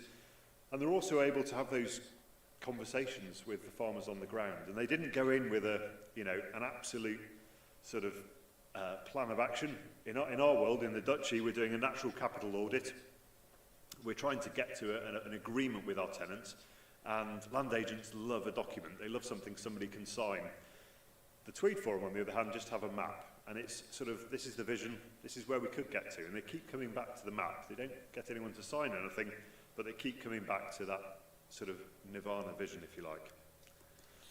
The funding puzzle we've heard a little bit about. My graphic quality was a little bit limited, but basically the bit on the right, the government funding, is going to get squeezed more and more and more. We've just gone through an absolute, crisis in terms of the global pandemic. That is going to put a massive pressure on UK government finances. So that bit on the right is going to be well and truly squeezed. The bit on the left, that's where the corporate market can come in. And David was saying that we see that as being where the big opportunity sits. Linking corporates understanding their actual environmental footprint, not their carbon footprint, but their actual nature impact. If we can monetize that, then that will enable farmers and landowners to deliver all of those things on the left-hand side there. How are we going to do that? Well, we're going to need data. And at the Duchy, as I say, we're doing a natural capital audit at the moment. That is quite a complex beast. We've been at it now for, I think, some 3 years. We're going out and gathering as much data as we can. We're doing a desk-based analysis of our farms, trawling through records, seeing what we've got in terms of habitat and biodiversity records. We're then going out and ground truthing that, and that all gets entered onto our QGIS data set. We've got a parallel piece of work on soil health, which started as soil health. We're now gathering carbon data as part of that, but we're going out with the Farm Carbon Toolkit, and we're doing soil testing across our farms. We're understanding what that carbon position looks like. And just to give you a flavour, the Duchy, in its net zero ambitions, we have an emissions of around about 200,000 tonnes. As an organisation, we've been carbon neutral for some time, but when we adopt our tenants' emissions, the activities of our farmers, we're at that 200,000 tonnes per annum. One of our dairy farms has a carbon emission greater than our entire residential housing stock put together. So, we have to think about land use in the context of net zero. So that farm carbon piece is really, really important. And we're not just saying this is the problem, we're also coming up with solutions. The bit in the middle is the biodiversity metric. That's the really important thing. And we're now converting all of that data through the biodiversity metric so we can actually get something that David and his team can understand and we can monetize. And then what we then need to do is link the opportunity with the funder. And that's where we've been talking to the Land App, Tim Hopkin. For those of you that know him, he's an absolute dynamo, and he really understands mapping. And what he's doing is coming up with a system that layers land information, habitat mapping, using, linked to the biodiversity metric as well. And then we can layer in people's needs, corporate needs, whether it's a water company wanting phosphate offsets or whether it's a landscape scale approach that somebody else is after. He's effectively going to create this sort of mesh of opportunity and funding, which is very, very exciting. And that, I think, is going to be where we're going to get to, is having how do we link these things in a way that gives everybody confidence? So we've got the land manager, we've got the corporate, we've come up with a solution, we establish a contract, and then we can actually get on and deliver it. And technology is moving at such a pace that, there are going to be technical solutions to how these contracts can work. I don't understand blockchain, but that's definitely got a role to play. We don't want to get into a situation where we've got things being funded twice. Government won't want that, corporates won't want that. So we want to make sure we've got clarity of contract. And that's where I think there's a role for something like blockchain to actually, give us that sort of transparency that we're all looking for. So my key takeaways really, we need to watch out for that void that the soil code is going to give us. The absence of a soil code, there is a void at the moment. We need to be very careful. As the Duchy, we're very clear we can't go trading carbon until we get to net zero. But I can guarantee there are land managers and landowners out there that won't take the same view, and we need to be very careful of that. We've talked about transparency and technology, not just in my talk, but across this morning. Absolutely key. If we're going to give the corporate market confidence, we need to make sure that we're being absolutely transparent, and let's use technology to our advantage. And then one of the main thrusts of His Royal Highness's view is that we need to go for this agroecological approach. We need to look at regenerative techniques. You know, we have a lot of farmland in the UK. If we can sequester carbon through improving soil organic matter, we can all get to net zero much more quickly. And I've been very lucky over the last 12 months to spend a lot of time walking our farms with His Royal Highness. His public diary was empty because of COVID. And we walked across a number of our Duchy holdings, and that time spent talking to him was fantastic. And all the time he's talking about how can we work with the water companies, how can we encourage this regenerative approach. But let's not forget, to get to that regenerative approach, there is a funding gap. You know, we're talking about, yes, we're talking about reducing inputs, but we're also talking about reducing outputs at the same time through yields. And we've talked a lot about people today, we've talked a lot about business. What we haven't talked so much about is the need to keep on producing food in this country, and that's really important. So our challenge through our Natural Capital Programme is to find that balance between food production and nature recovery, and that's really, really important. We've also heard about collaboration this morning. Collaboration is absolutely key. We've all got to work together. I think, as we've heard, lockdown actually brought lots of people together very easily. I mean, David and I were speaking every Friday. We've never met in real life till today, but you know, we're speaking every Friday on Zoom. Fantastic. And let's keep that energy going that we've all discovered. But most of all, make it happen. We can talk, we can talk, we talk. We need to actually get on and do things. My colleague Geraint, who's our head forester, he loves quoting, I think it was a Chinese philosopher, that said, the best time to plant a tree was 30 years ago. The next best time is today. And if we're in any doubt, His Royal Highness leaves us in no doubt. That's one of his quotes from Davos last year. We've got to crack on. There should be no delay. Thank you.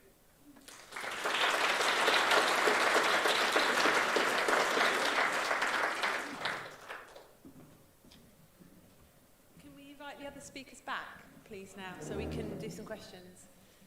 We've got 10 minutes till 10 minutes. Okay, I'm getting nods at the back. Would anyone like to ask a question? Great. Please, yeah. If you say who you are first, that'd be interesting. Thank you. Tom Cameron, University of Essex. Thank you.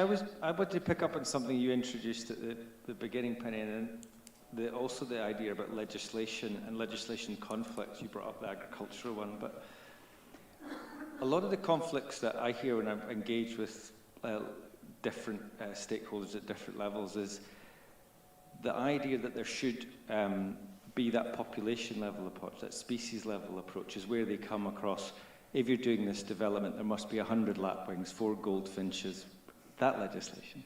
But I found what I've heard here very inspiring, much more higher level.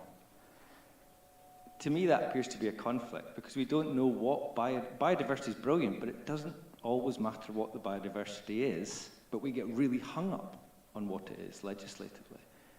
Does that need to change? Shall I start? I mean, I think it is changing. I mean, that kind of almost is what I was saying, I think. You know, yeah, I mean, I work on countless projects where it's all about newts or bats or, you know, and we have moved away, already DEFRA has moved away from the kind of save every particular newt or bat into a more population-based approach. But what we're seeing, obviously, with the biodiversity net gain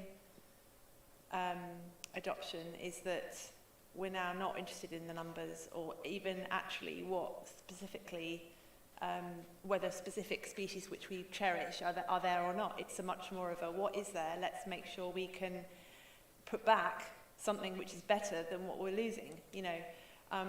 So we are moving away from that, but I think the trouble is that, well, it's not the trouble, there are benefits of both approaches. Remember that if you do, if you do protect a site for great crested newts, there are countless other ecological species and habitats that are going to be benefiting from that. That's what I always say to myself when I'm fighting for a newt, or perhaps on the other side of the fence not helping the newts, because I do some development work.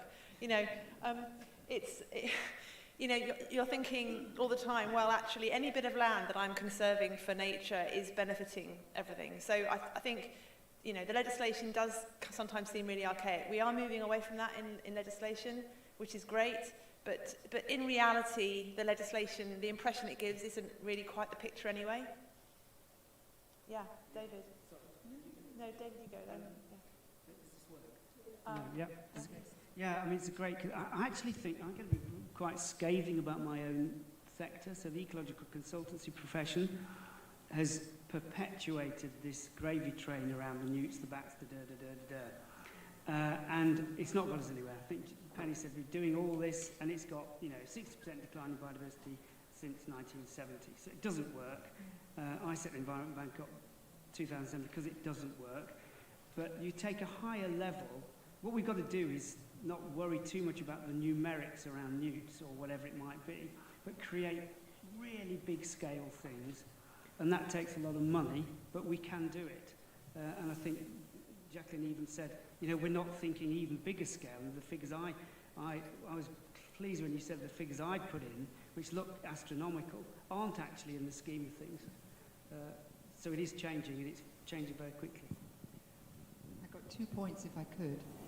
One is that we know fundamentally from ecosystems that diversity gives us resilience. So, we shouldn't be too picky, but we should make sure there is that diversity, but it isn't about counting the numbers. But there's an interesting fact, which is that people who study human health and make great strides in how we improve in relation to having contact to green spaces. There's a lot of talk about being in contact with nature. But actually what we can't track down is what biodiversity actually creates that health impact. So it's the greenness, it's the blueness, but in fact, if it's this species or that species, we don't actually have the evidence that tells us that. But I know if I go on a walk with Simon and he sees 4 different species of birds, he's the happiest guy on earth, So, species do matter, but it's just what they bring with them, I think. And if I just say a word on geography, I think the danger of biodiversity net gain particularly is it's quite tight in terms of its geography, and we've got areas of development in this country where we may have very little biodiversity impact. Take the middle of Manchester, for example, lots of redevelopment happening there. Wouldn't it be fantastic if we could link funding from that to, I don't know, the uplands in the Lake District or somewhere like that? I think we need to look much more widely in terms of how that funding is spread. Look beyond our boundaries, even outside the UK. I think it's really important that we target biodiversity enhancement and improvement where it's going to have the most benefit. Yeah, that's true. I've seen your hand go up. Please go ahead.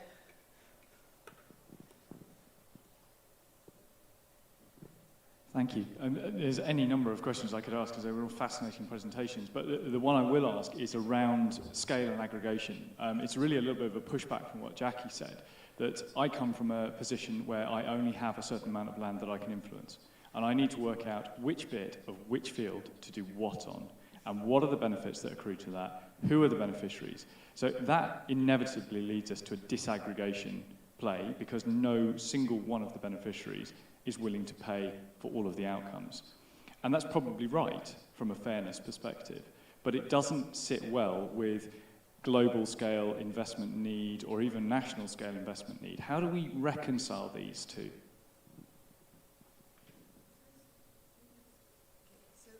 I'm going to just refer to Australia, not because I'm obsessed with Australia, but just because I can see a sort of slight change. So The Australian government invested a long time ago, as did many countries, in the long-term ecological research network, and they identified super sites. And what they have learned, and what we have learned across the world, is that these super sites should not be broken down into the microbes, the trees, They are becoming a super site because of the integrity of the whole. And in a sense, that's what you're after. You're after that land, maybe the farms, become seen as an integrity conversation, not just picking off, you know, what are you going to do with this buffer zone, what are you going to do there? And maybe that's where natural capital could help, because you get the natural capital benefit from having the integrity as opposed to picking each thing off individually. So maybe that's a question for David and other investors, to focus more on the integral as opposed to the deltas of all the individual pieces and whether they're going up or down. Yeah. That's a great question, Archie. I think we had a situation fairly recently where actually it's the perception of the landowner and how you win them over, because they can be quite suspicious, particularly in these new markets. But, you know, so for example, I'll tell you, this is a true situation. We recently offered a landowner about just over £1 million to own the credit bases on the land. He was then approached by a carbon fund, and it was very odd, but he was then approached by a carbon fund and offered £25,000 for his carbon for the whole 25 years. And we'd offered $1 million for 30 years or whatever it was. And he didn't sign up because he thought we would have the carbon. And so we have got perceptual problems there, because, you know, we said, well, we don't know how you can stack the carbon yet. We're working on it, and when we've got the situation, but we will own the carbon, thanks, if we're going to give you that amount of money. If it would have been me, I'd have said, I'll take the $1 million, you can have the carbon, great, tick the box, done, job done, and we can monitor it, etc. So we do have a perception problem there, which I think we'll overcome. I think it's about, Matthew said, you know, or somebody said about the first mover. Nobody wants to be the first, and we're finding that, but I think that there'll be an absolute tap will open quickly once we've got those first 20, 30 through the door. Okay, yeah. If I could just come back to the point about you know, where and the optimal approach here. You know, the landscape scale approach is actually what we're talking about. We go beyond the farm boundary. We're talking about that much bigger sort of holistic view. And there will be areas of land that the farmer knows they're fighting. They know they're fighting nature. I was on Dartmoor on Friday, and with one of our focus farmers who's taking a lead on natural capital, and you could see the bracken line. And he said, do you know what? He said, I think that's probably going to be where I'm going to allow trees to develop. I keep cutting the bracken, it keeps coming back. So let's not fight it, let's work with nature. And you'll find that on every piece of land, not just in this country, but across the world. Nature will find her own way in terms of where they want to, you know, where it wants to develop. And I think that's going to be the key, is don't fight nature. Let's try and get that balance between food and nature, but at the same time, let's not fight it. Probably got time for one more question. Yeah, go ahead.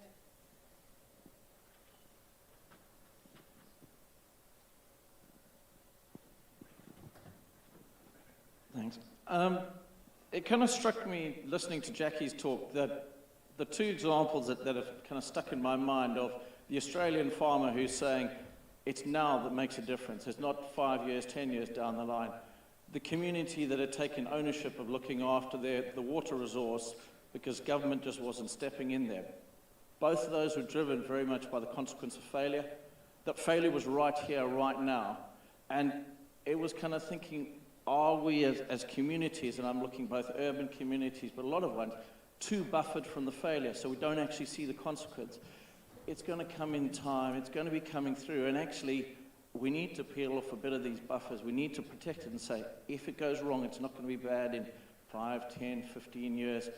It's right now. And those are the ones that they're really exciting, the really interesting ones of the folk that see that. And sometimes the more, call it esoteric concepts like carbon are too far away, so we can't actually realize that. Even biodiversity, I think if we went into Colchester City, there'd be a very different understanding of what that is, and we must be careful not to the knowledge that we have in a room like this to extrapolate it out to the wider community. So it's more of an observation, but it's kind of got me thinking, and maybe we mustn't be so protected. This is what it is. And it's looking and saying, UK farmers are going to have a massive economic challenge coming in the next 5 years. And the best thing we can do is have those conversations with farmers. How do we drive behavior? By actually tearing it down and saying, if things go bad, it could be there. How do we build it back better, to use a quote that's been thrown around a bit? But yeah, so that was my thoughts, but the panel thank had you, an idea. Does anyone want to, Yeah, it reminds me of a book many of you might have read by Jared Diamond called Collapse. It's got a really upbeat sort of title. They talk about two things which I think is fascinating. One is creeping normalcy, and the other is landscape amnesia. So in my world with ecological consultants, many of whom are 20, 30, 40 years younger than me now, they haven't seen what it was like 50 years ago. And so the baselines that they work to are so far impoverished from what it used to be. And so there is this time factor. It's not just returning things to what it might have been in the 1980s or 90s, but you've got to go much further back. And that becomes quite a challenge because, we've got no corporate memory really about what it was like and the phenomenal amount of biodiversity that there would have been at a particular point in time. Just huge amount of bird populations in abundance and species richness. So we have a challenge there. And I think that's, David's right. I mean, we're involved in a hedgerow tree planting programme at the moment, and we've lost so many trees out of our landscape. In the last 40 years, we lost elms, we're losing ash at the moment. So before we even get back to a baseline, we've got to replace what we've lost just in that short-term corporate memory. And but again, the technology's helping us. We're working with some ecologists on eDNA to see what species were there, and we're trying, again, not fighting nature. We're trying to kind of put back what's there, but build back resilience as well. That's really important. Let's not just plant a monoculture of conifers. Let's use 20 different tree species. Let's use tree species that aren't necessarily UK native because our climate is changing. There are all sorts of things we need to think about if we're going to make ourselves resilient in the future. Okay, I think we better wrap it up. I'm getting nods from the back. So I think we've got lunch now as well. So just remains to be said, thank you very much to all the speakers, including Rebecca, who's not here. I think it's been a really brilliant morning, actually. It's really nice to just hear some real vision, to be honest. And even if we aren't delivering it right now, let's just hope we can. But it's been brilliant to have that vision. So thank you, everyone. Let's have some lunch.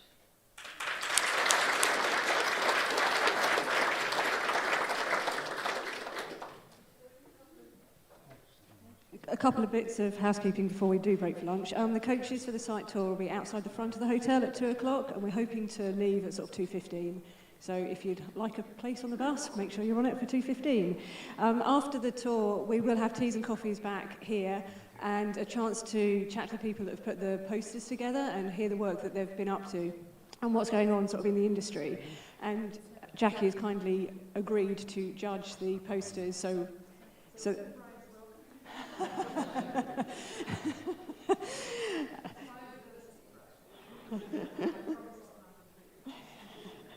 And the final point is, for those of you that don't already have a number on your name badge and are here tomorrow for the workshop, please could you fill in your workshop choice. There's pieces of paper out on the registration desk, and if you could, just put down which workshop you would like. That will help us get organised for tomorrow.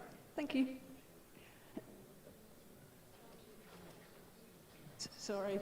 Lunch is through there, just in bags. You can go outside, eat them in here, whatever you like. But yeah, see you on the coaches.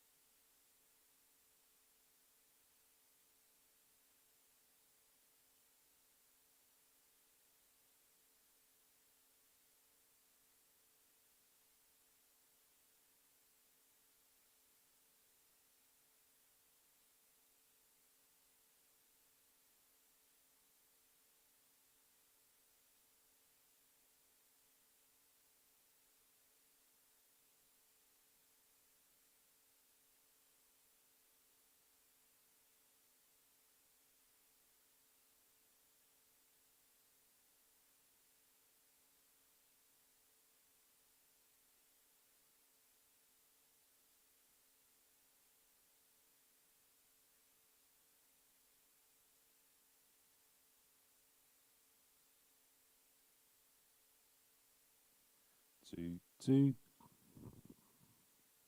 2, 2, 2, 2.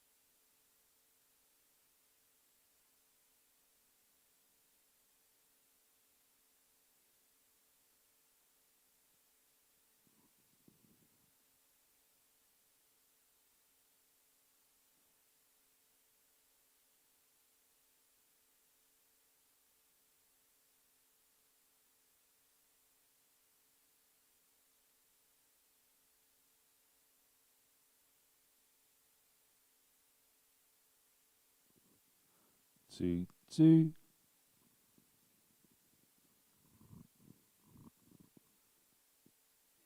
2, 2, 2.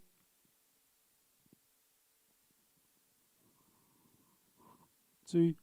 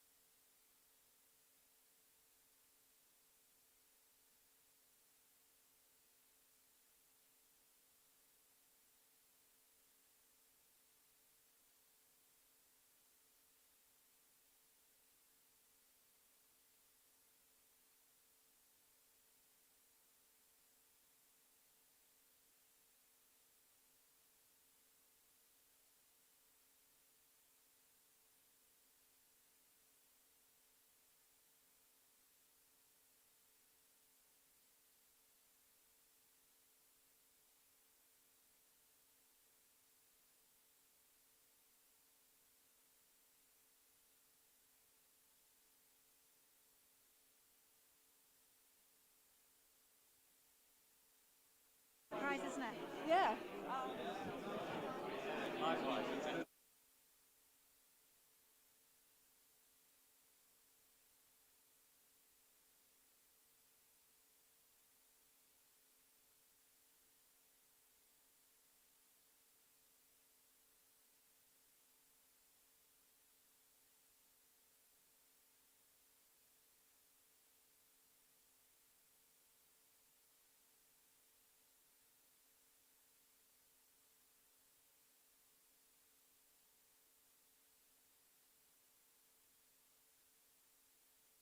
Oh, can anyone hear me? Yes, because it's all suddenly gone quiet. Thank you all for coming back in here and getting a tea and having a look at the posters. I'm just going to hand over to Jackie, who is going to tell us what she thinks of them. Well, first of all, great posters. You know, I find posters a very arcane thing to do, and they're a real pain to produce. So everyone should get a clap for actually putting their ideas onto a piece of paper that is an A5 shape. Okay, so everyone gets a clap. And yes, we should probably be giving a bottle of something to all of you. But let me start by saying that, well, first of all, I think that the range of ideas that have been put in front of us is great. Very, very different. Some very conceptual, some actually right down into the mud. Some people sitting out for hours looking at birds from a very long distance. Very long distance. I now know the difference between dabbling and diving. Dabbling and diving ducks. That's definitely something to say after dinner. Anyway, dabbling and diving ducks. So, you know, from the top of the water all the way down into the sediment. So some really great things and some solutions. So I would say that this is the real kind of solution space. And it's a great joy because I love doing research on all these things. But of course, there's always got to be winners and losers. But I'm not going to be quite as straightforward. So I'm going to give two highly commendeds who are not going to get a prize, but you're going to get a clap. Okay? So people have to clap very hard for the highly commended. And I'm going to explain why. So the first highly commended is for actually this one, the spatial patterns of phosphorus availability and release as a driver of algal blooms in the UK.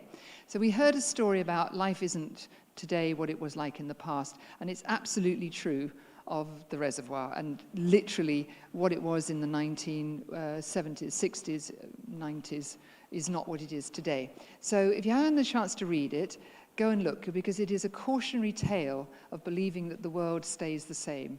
It absolutely doesn't. So what was happening with essentially the binding of iron and Anglians thinking that they were home free and they were going to get nice clean water was undone when they went to bringing water in from many other places.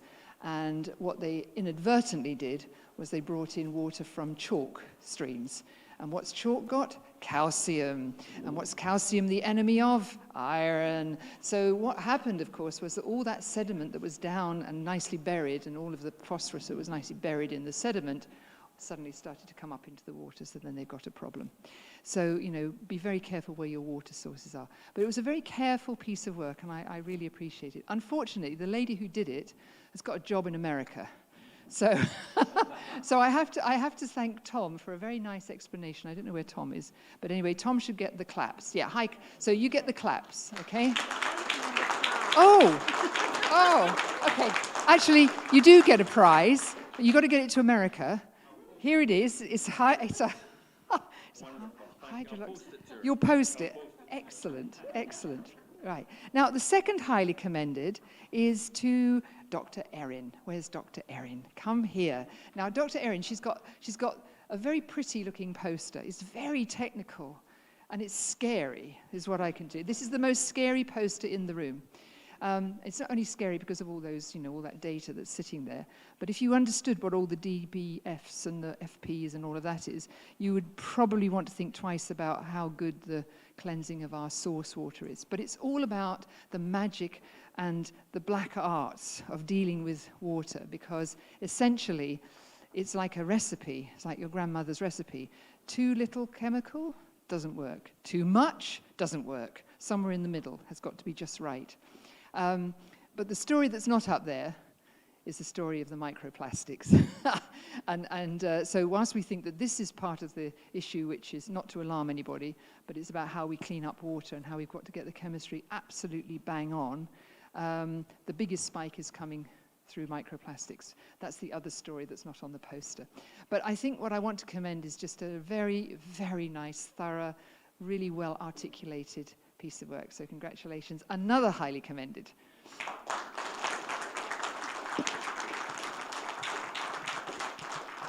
And you too get. Well done. Excellent, right. So the big prize goes for something tiny, probably the tiniest thing that was studied in this room, and it goes to Gregory. Where's Gregory? Gregory. Wow, okay.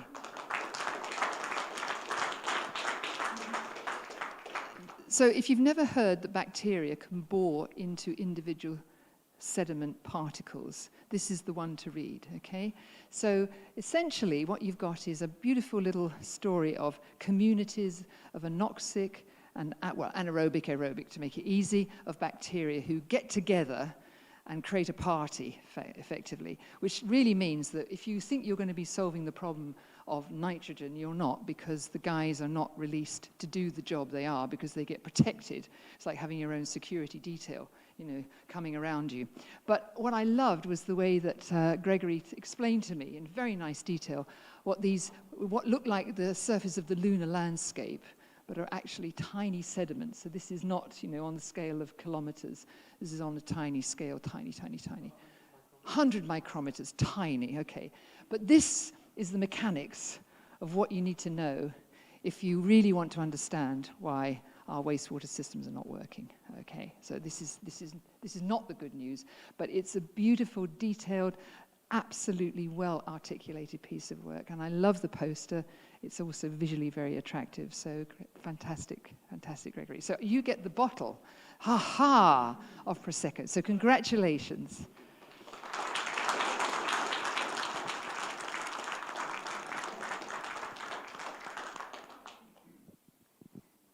Thank you very much, everyone. Carry on chatting and enjoying, and if those of you who wish to escape at some point and are staying later, we've got a drinks reception just before 7:30, and then we'll be going straight into dinner after that. Thank you.